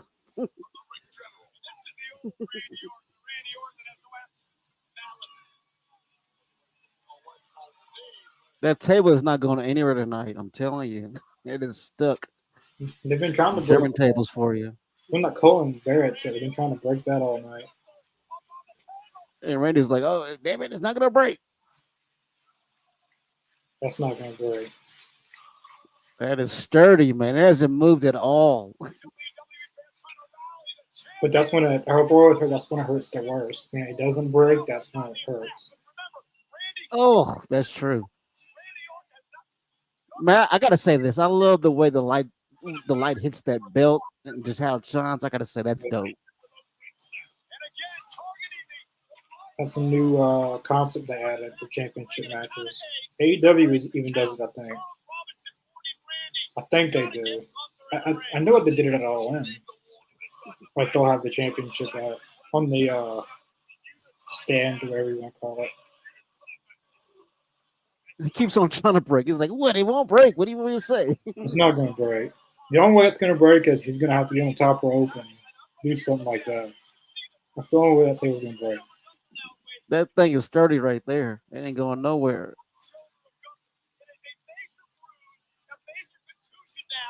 Some German tables for you. The worst of the Japanese tables. Those are like super thick. Yeah.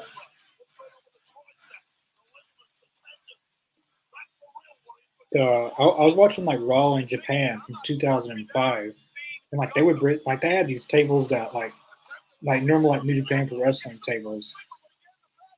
Like they're sturdy as heck. And when they break, like they don't break like a US table. Like they break. They're breaking pieces. Oh, Randy Orton's has had the entire offense this match.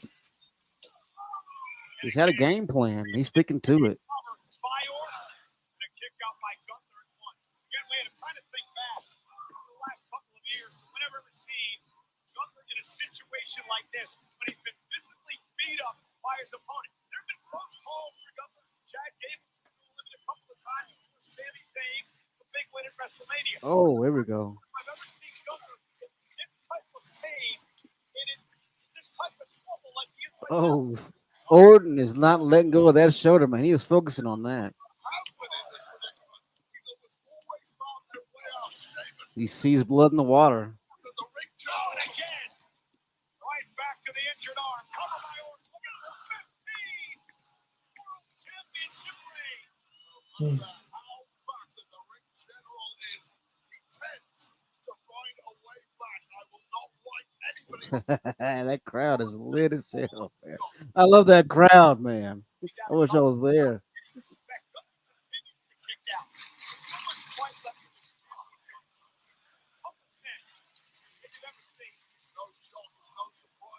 But well, I wasn't saying that they don't break, but Japanese tables are harder to break.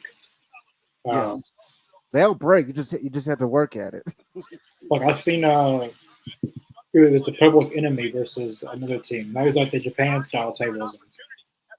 Sometimes the Japanese tables can hurt worse. Where's Raw gonna be at Monday? Is Punk gonna be there? I think it's gonna be in Denver. I think. Yeah, it's gonna be in Denver. Yeah, because NXT is NXT tomorrow for No Mercy's in Denver, and then they got Raw in Denver. But I don't know if Punk is gonna be there. He was advertised for every Raw leading to Bash in Berlin. But, you would think he'd be there, building up for Bad Blood. So I guess we'll see if he's gonna be on there Monday. I mean, if we hit the building now, he probably could get there. I mean,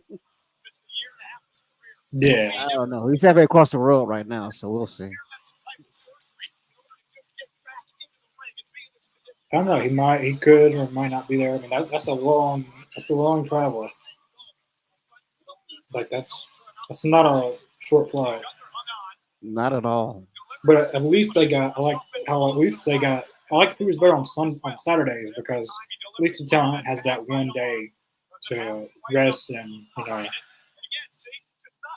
But even for fans, like it's easier because you don't have to go to work the next day. It's easier to you don't have to take off for work. Yeah.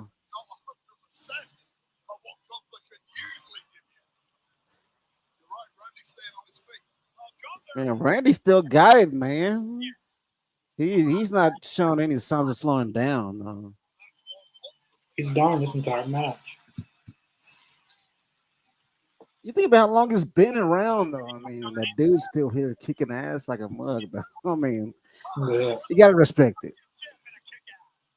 Any normal man would have been like, okay, my career, I think it's over. But he's like, nah, man, I'm not done. Yeah, he signed a 5-year deal recently, so he doesn't plan on retiring anytime soon.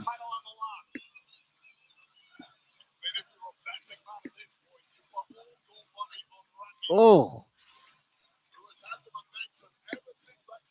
damn! Oh, he's focusing on his neck now. Looking for that trippy DDT. Gunther used his left arm that time. Oh, you see the sweat?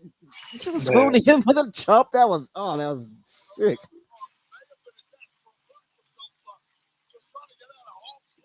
I mean, you know they have to hit each other with power to do that. Yeah. That's no slap on the wrist, man. No. That is not no slap on the wrist. Orton smells blood here. He knows he's got the jab block. He knows he's got his arm. And he knows Oh, he gave Gunther just gave Randy Orton his dad's finish move. up to the top now.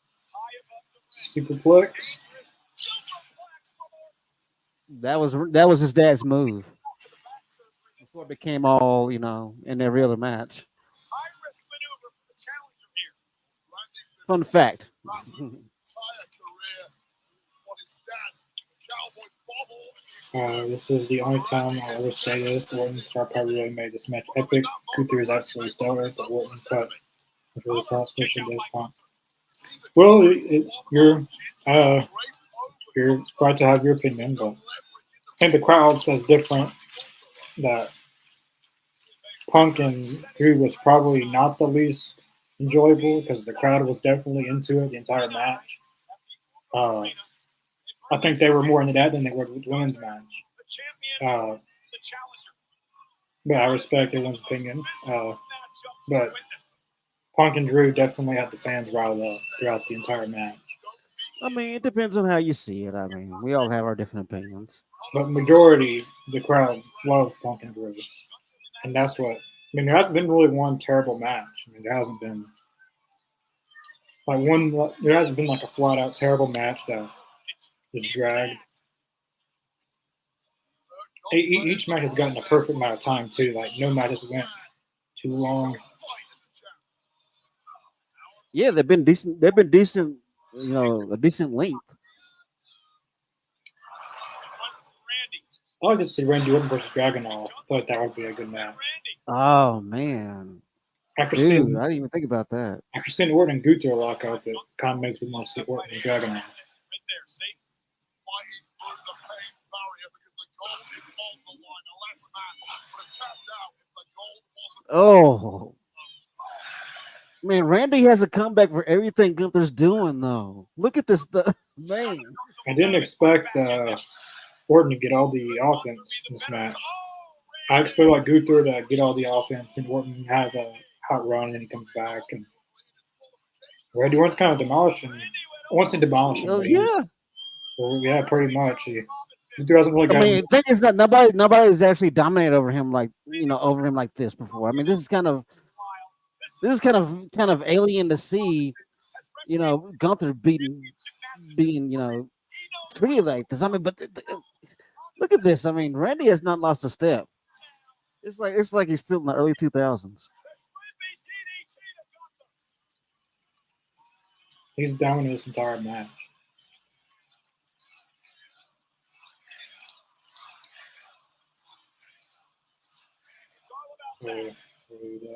If they're working these chemistry by down and all that, really good. All this kind of stuff.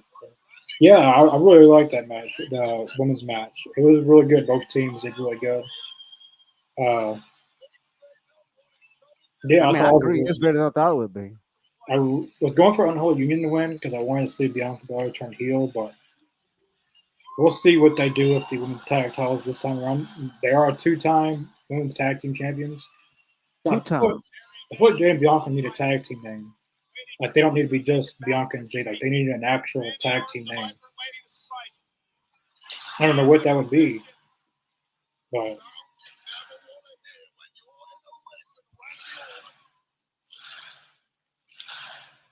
send that for RKO. Oh, here we go. Yeah, I knew he was going to get that suplex. And the one match I like to have seen is Kurt Angle versus Gunther. Not regular Kurt Angle, Kurt Angle. And you have to believe, Wade, Gunther being as smart as he is a technician of the ring. He's well aware of the surgery. I really wish he would have gotten a better in his career than Gordon gets. I mean, Baron Corbin's a good wrestler. He's better now than he was back then, but before I couldn't stand him. I mean, I really thought that he was the worst wrestler on God's green earth. But I like how they sent him back to NXT. I feel like he got called up to the main roster too soon as well.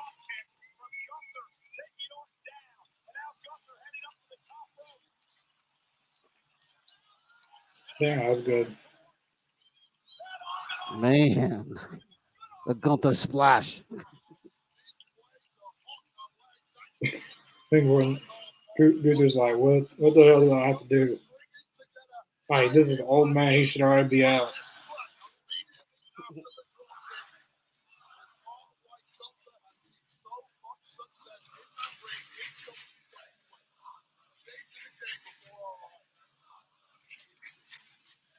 This is what you do to yourself.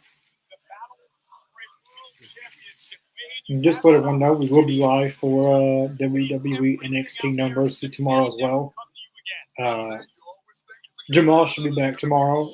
He was on SmackDown last night. He'll be on for NXT No Mercy tomorrow. So definitely join us for that. It should be a good show. They're supposed to be. They teased the debut on Tuesday, so someone's going to be debuting. We might see Motor City Machine Guns. I think Julia or Stephanie Valkyria will debut tomorrow night. So definitely join us for that. Signature maneuver from Gunther, whose mind is now whirring through. What else have I got? Now it is it's good on. Well, they did end up having the Bar. That was their tag team name. They were one of my favorite tag teams, Thor and Sheamus, because at first they did the 7-match series between them. Then they I think they beat the New Day because New Day had that 400-day reign. Yeah. They were a tag team that I didn't know that I wanted. Exactly. I agree with that 100%. I like to see them team up again, but I don't know how much Sheamus. I know he's got spinal stenosis. That's what Edge had, Stone Cold. Yeah. So I don't know how many years he's got left, but I at least hope Sheamus wins the Intercontinental Championship to become a Grand Slam champion.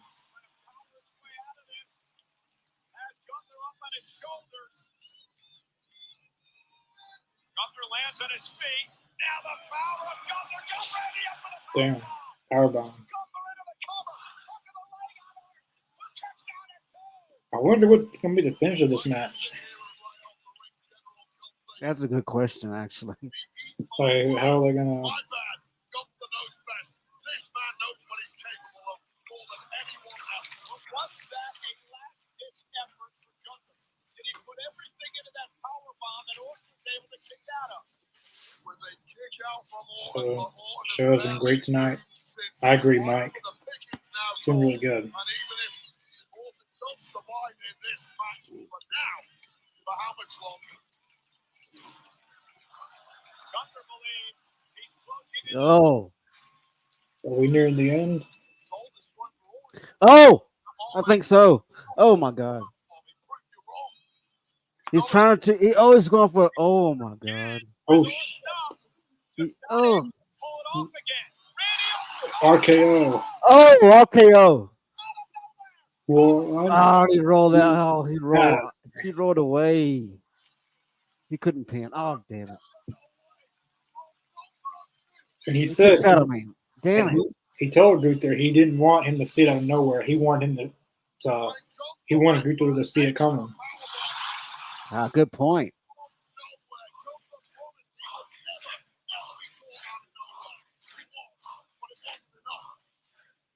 Randy Orton talking to himself. He can't believe Gunther kicked out of the RKO. Randy cannot believe it. He was able to hit it. Gunther was able to kick out. And now Orton's got to figure out, what do I do now? This matchup balanced on a knife edge now. Orton is hurting in a big way. Gunther perhaps even more so. Still going to try to get one of those tables to break. Randy Orton I'd give up on it. do everything he can to win a 15th world championship. But the only way someone's going to break it is someone's going to have to get on the top rope and then do something. I don't even think if he RKO'd him on the table, it'd break. I think if a bomb went off, that table would still stand up. Yeah, it's pretty sturdy, man. It hasn't moved all night. If it could survive a tornado.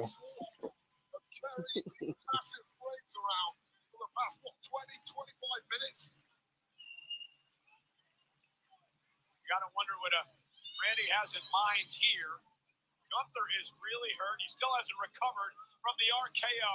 Randy Orton now with steel steps. Now, we know Randy can't use them as a weapon because he'd be disqualified. If Gunther would keep the title, Okay, well, not doing here. you can't use it as a weapon, but doesn't mean you can't like RKO him into the stairs or something. Moves them around. I don't know how much energy Orton has to waste at What this is point he in the saying? match. We better turn around because Gunther just has fallen out of the ring and is right back at fighting Randy Orton again. And now Gunther bouncing Randy Orton off our announce table. And now Gunther trying to take control. And right to the midsection by Orton. And Randy Orton again. And now Randy Orton Oh, shoot. with Gunther up and down onto the steps. Gunther tried his best to block that pickup from Randy, knowing full well the spine of Randy is hurt. But Randy just deadlift, muscled him up. No give whatsoever in Steve.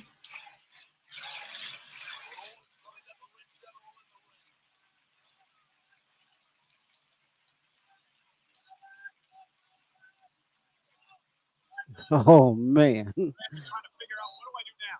I mean, I dropped this guy. what can you do now? Man? They did an RKO. He got put into a table. Mike says exactly what I said earlier.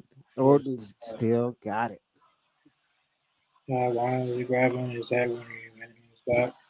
Oh, well. I guess you could still hurt your head. It's called selling. It's going to get a lot worse. I mean, Gunther trying to get away from Orton. when he was landing on steel steps, so he did hit his head on it too, technically. I don't know what he's doing now. Picked up a count out win and kept the title, but I think just to get out of harm's way and move back into the ring and it forced Charles to break the count, which is the problem at this point in the match. They should have just made this a false count anywhere match at this point. So in case you didn't know what they're saying if Orton, let's go Gunther.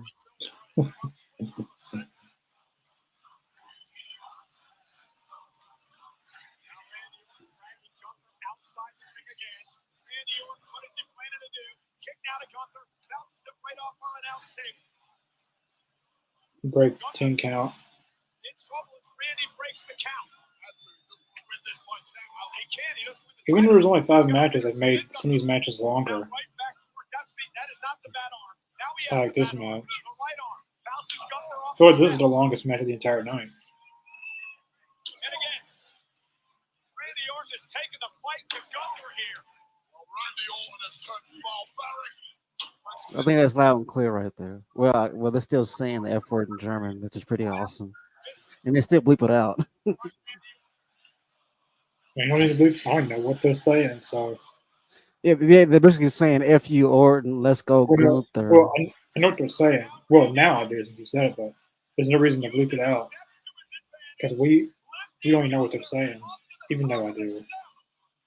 I can't wait But now you till do. Netflix. Finally, the damn table broke. There it goes. It took all that just to break that one damn Oh table. man. There we go. Hit him with the pose. Pose on him. To do all that just to break that freaking table.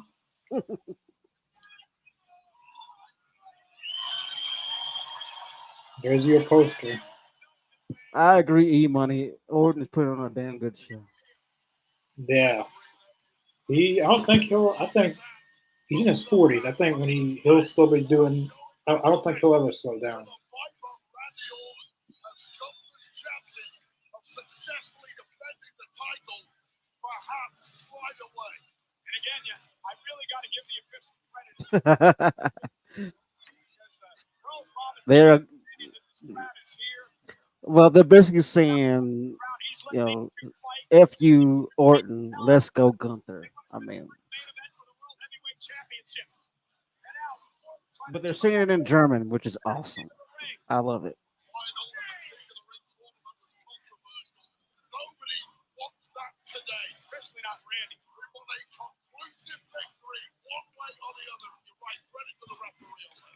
And now Randy back into the ring, measuring Gunther, the world champion. Sam's still into this match. Randy taking his time. This is old school. He's setting up for another RKO. He might need to go a little bit old school and do the punt to the head. Psychologically, I mean, why not? Why not? to put the champ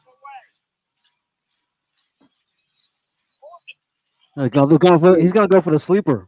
Almost got the RKO. Took a little too long. He's setting up for a sleeper. And now Gunther sleeper. Sleeper locked in. Sleeper locked Yep. in. Randy Orton's in trouble. Got the sleeper hold in. Sleeper in. Oh, jawbreaker. Come on. Not that hard. Just drop down. Oh, use the corner. You can use the corner. Gunther shoved him away. Saw his opening. Pounced on Orton, who was feeling the back pain. And now the sleeper's in. The sleeper is locked in. Turn around. Turn around. Pull it Bret hard. Run up the ropes. And oh, okay. Never mind. I think he's going to. He's in loosen up again. Trying to do what he can to break the sleeper. Gunther's got it locked in. Damn. He has it locked. Keeps hanging on. Was that the last roll of the dice for Randy Orton? His face is turning a beet red here. Those eyes are starting to look black. So you know the arm even deeper underneath the chin. Make a mistake. He's already got him set up for the RKO right there. Just hit it. Damn it. Oh, back chop.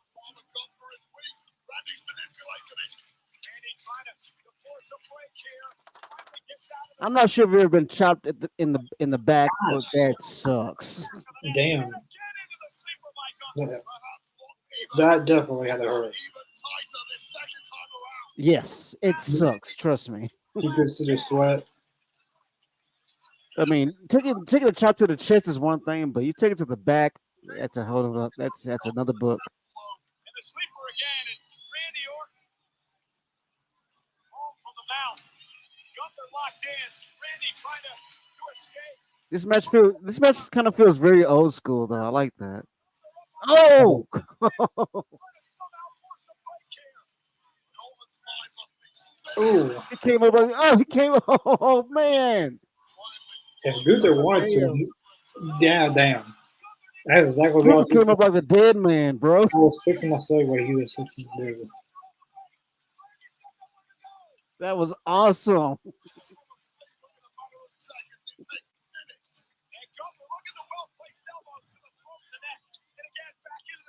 He's probably going to put him to sleep a bit. Oh, Randy's fading, man. He's fading. Oh, he's fading.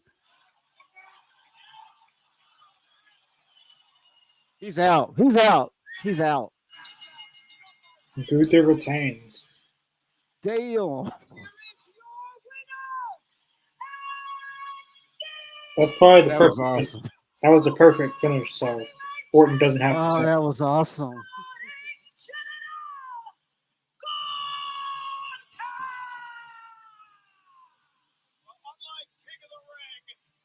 E-Money has it right. Randy passed out. He never quit. Nope. It still works. Gunther retains.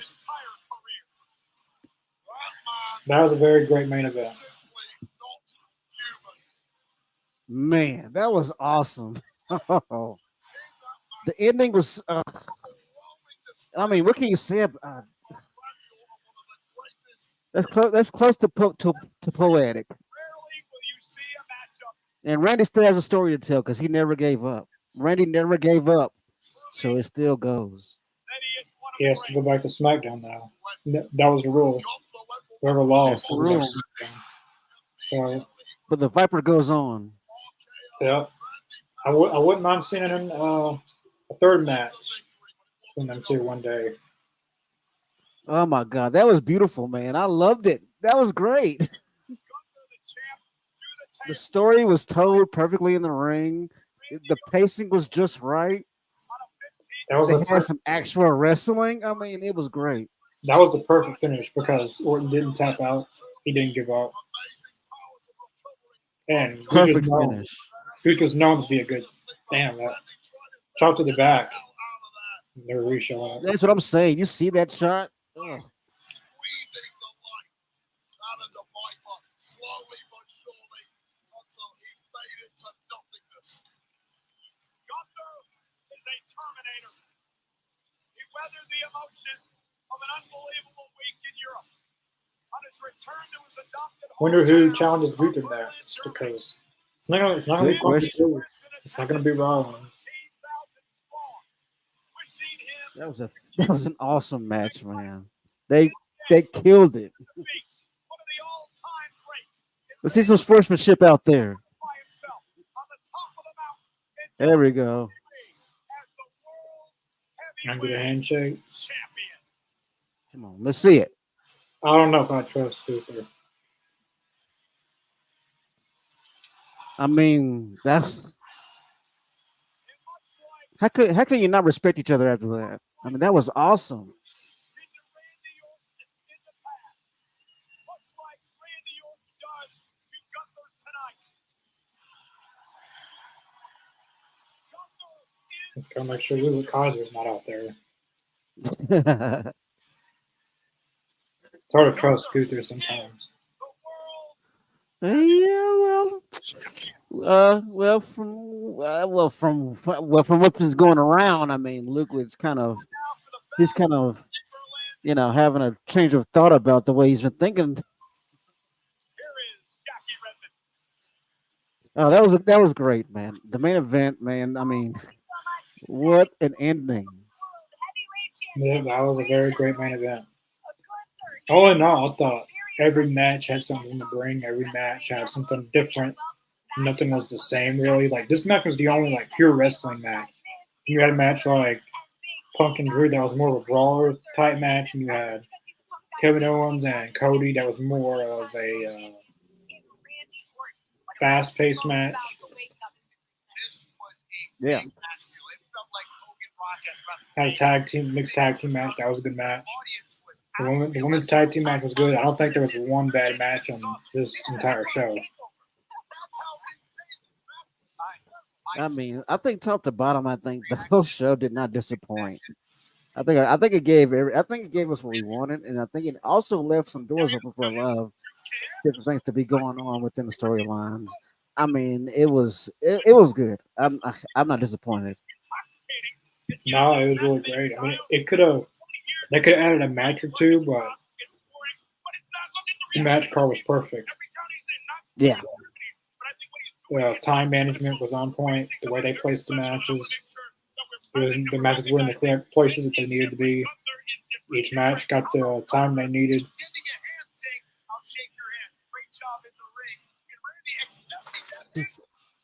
So, what would you give the rating of the whole show? Oh, this is gonna be interesting. Max already gave it a 9 out of 10. Oh, nice. So the first match, Cody and Owens was very good. Then we had women's tag was good. As I've already, the Punk and Drew was good. There's not one bad match. If I'm gonna rate the show top to bottom, I'm gonna give it a 9 out of 10. Oh, that's pretty fair. You know what? I can't even deny how awesome of the show that was. I mean, like I said, I was not disappointed at all. I'm gonna go a little bit further, and give it a 9.5. 9.5. Yeah, it was a very good show. I hope they do Bash and Berlin next year. I wouldn't mind. I wouldn't mind if they did Bash and Berlin every year. But it would have to be in Yeah, that'd be Berlin, awesome. Berlin, Germany. Move with Kaiser. I'm sorry the show ain't done yet. I wonder if someone's gonna do something at the end. But 9.5. So why do 2 nights for a show with 5 matches? Well, I think just for the bigger shows like SummerSlam and WrestleMania. I mean, they could technically do it for the Royal Rumble and Money in the Bank and Survivor Series, like the men's Royal Rumble on one night, the women's Royal Rumble the next night, Survivor Series, the men's War Games, the women's War Games, Money in the Bank, the men's ladder match. I mean, they could. I think just for the bigger ones, but for the B level pay per views, I feel like they should utilize the pre-show more for the live crowd and the audience. I mean, I feel like 6 matches on the main card, maybe 1 or 2 pre-show matches would be perfect. Yeah. I think they could have added one of those matches on SmackDown tonight, like either the women's championship match, the U.S. Open Challenge, or the Andrade versus Carmella. One of those matches could have been added to this, but Mhm. but they're basically trying to make SummerSlam into WrestleMania by making it 2 nights. That's what they're trying to do, like make it a WrestleMania level show. Yeah. But I don't know if I would go 2 nights on all on like Money in the Bank, Survivor Series. I mean, I wouldn't do that either. I mean, because if you do that, you lose what's special about it. I feel like SummerSlam WrestleMania is fine, but I get why they would do it because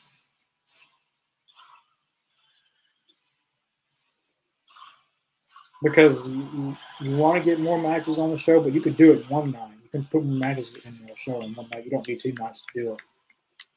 Yeah. But I could see why they would do it.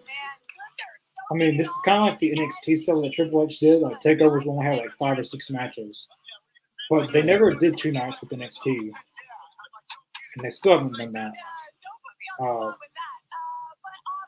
But yeah, I thought it was a good show.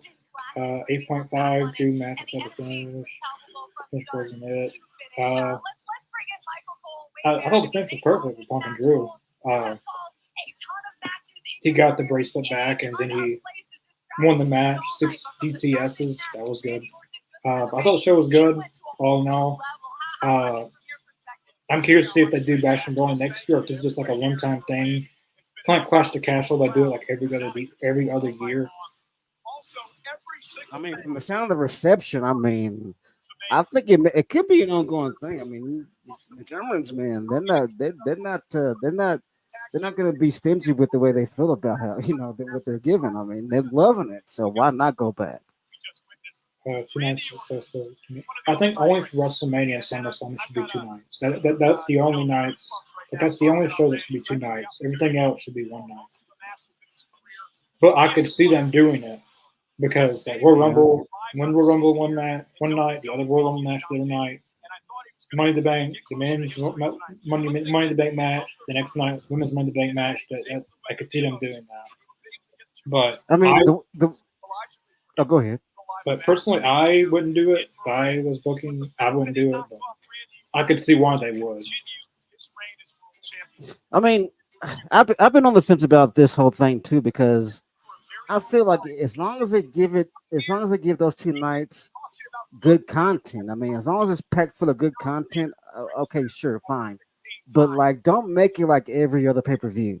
You know what I'm saying? It loses what's special about it, and like I think for the average wrestling fan, you can only watch so much content. You can only, and at the same time, if you're gonna pay to go see those shows, they're gonna cost a lot of money. I mean, especially if you're gonna do 2 nights. So I mean, yeah, I understand. I feel like it should only be WrestleMania and SummerSlam, and that's it. Like everything else would stay 1 night. You utilize the pre-show to have more matches. Like you have a 2-3 hour pre-show, utilize that. But as we're winding down, when's the next pay-per-view? It is next. Technically in October. Tomorrow will be the next month, September. But October 5th is Bad Blood. That will be the next pay-per-view. We won't be doing a live reaction to that because I'll be at Bad Blood, so it's impossible to do a live reaction. But Bash and Berlin was a great show. I gave it a 9 out of 10. So gets 9.5. I would like everyone enjoyed the show from the comments. And I'm lying for not saying it was a very good show, top to bottom.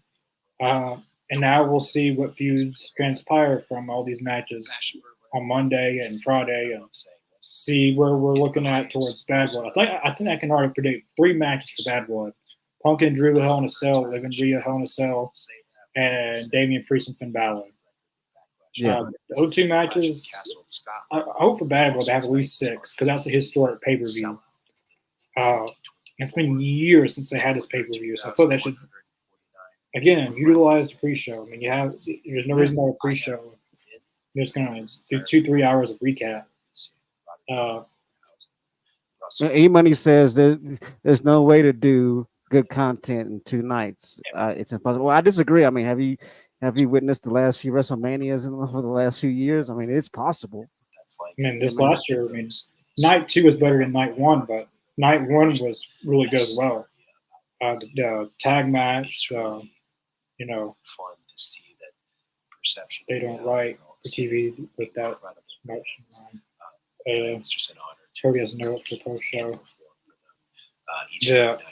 Yeah, like it is possible to have 2 good night, like a 2-night event in both nights be good. Like they've had that for WrestleMania, like 38 when Stone Cold and Stone Cold returned, and Yeah, I was there for that one. And Cody returned, and you had the Johnny Knoxville match was kind of silly, but it was entertaining to watch.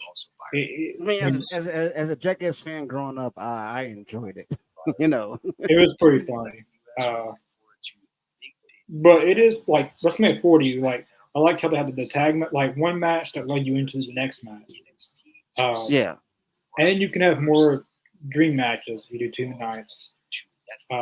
It is, and it gives more people a chance to get on the show instead of having like an 8-hour WrestleMania. No, it's not. What else was on night 1? I mean, honestly speaking, I mean, the WrestleMania I went to, both nights were awesome. I mean, yeah. But you know, to each his own. You know, you have your opinion. That's cool. I'm trying to think what else was on night 1 this year. I know Bailey and Io Sky was a good match. Yeah. And it speaks to the strength of our relationship. I know that Jimmy Uso and Jey Uso wasn't too good. The men's tag team ladder match, that was a pretty good match. Gunther and Sammy was a good match. But night 2 was the better night for sure. Yeah, that was pretty much it for our WWE Bash in Berlin 2024 live reaction. Very great show. We'll be back, as I said, tomorrow for NXT No Mercy. That's at a later start time during the nighttime, so we won't be doing it too early at least. But NXT looks great tomorrow. There's probably going to be a few debuts. Julia or Stephanie Valkyria is definitely debuting. Motor City Machine Guns might show up. You never know who might show up in NXT. There might be someone from TNA. Joe Hendry is going to be wrestling the main event. I'm a believer. Yeah. Yeah. Be able to go check out our links in the description below, our Facebook account, Twitter account. Definitely subscribe here. We gained like 2 subscribers, 3 during this stream, so definitely thank you to everyone that subscribed and tuned in. Definitely appreciate you all that tuned in. Definitely stop by tomorrow for NXT No Mercy. And also, last but not least, check out Mr. Jacob's Twitch account. It's also in the link description below. He does a lot of gaming content, from wrestling to all kinds of stuff. So, yeah, is there anything else you want to add on before we close out? No, thank you all for joining us for this pay-per-view, and thank you. And I hope you subscribe, like you said. And yeah, take care of yourselves and peace. Yeah, we'll see you guys tomorrow for NXT No Mercy.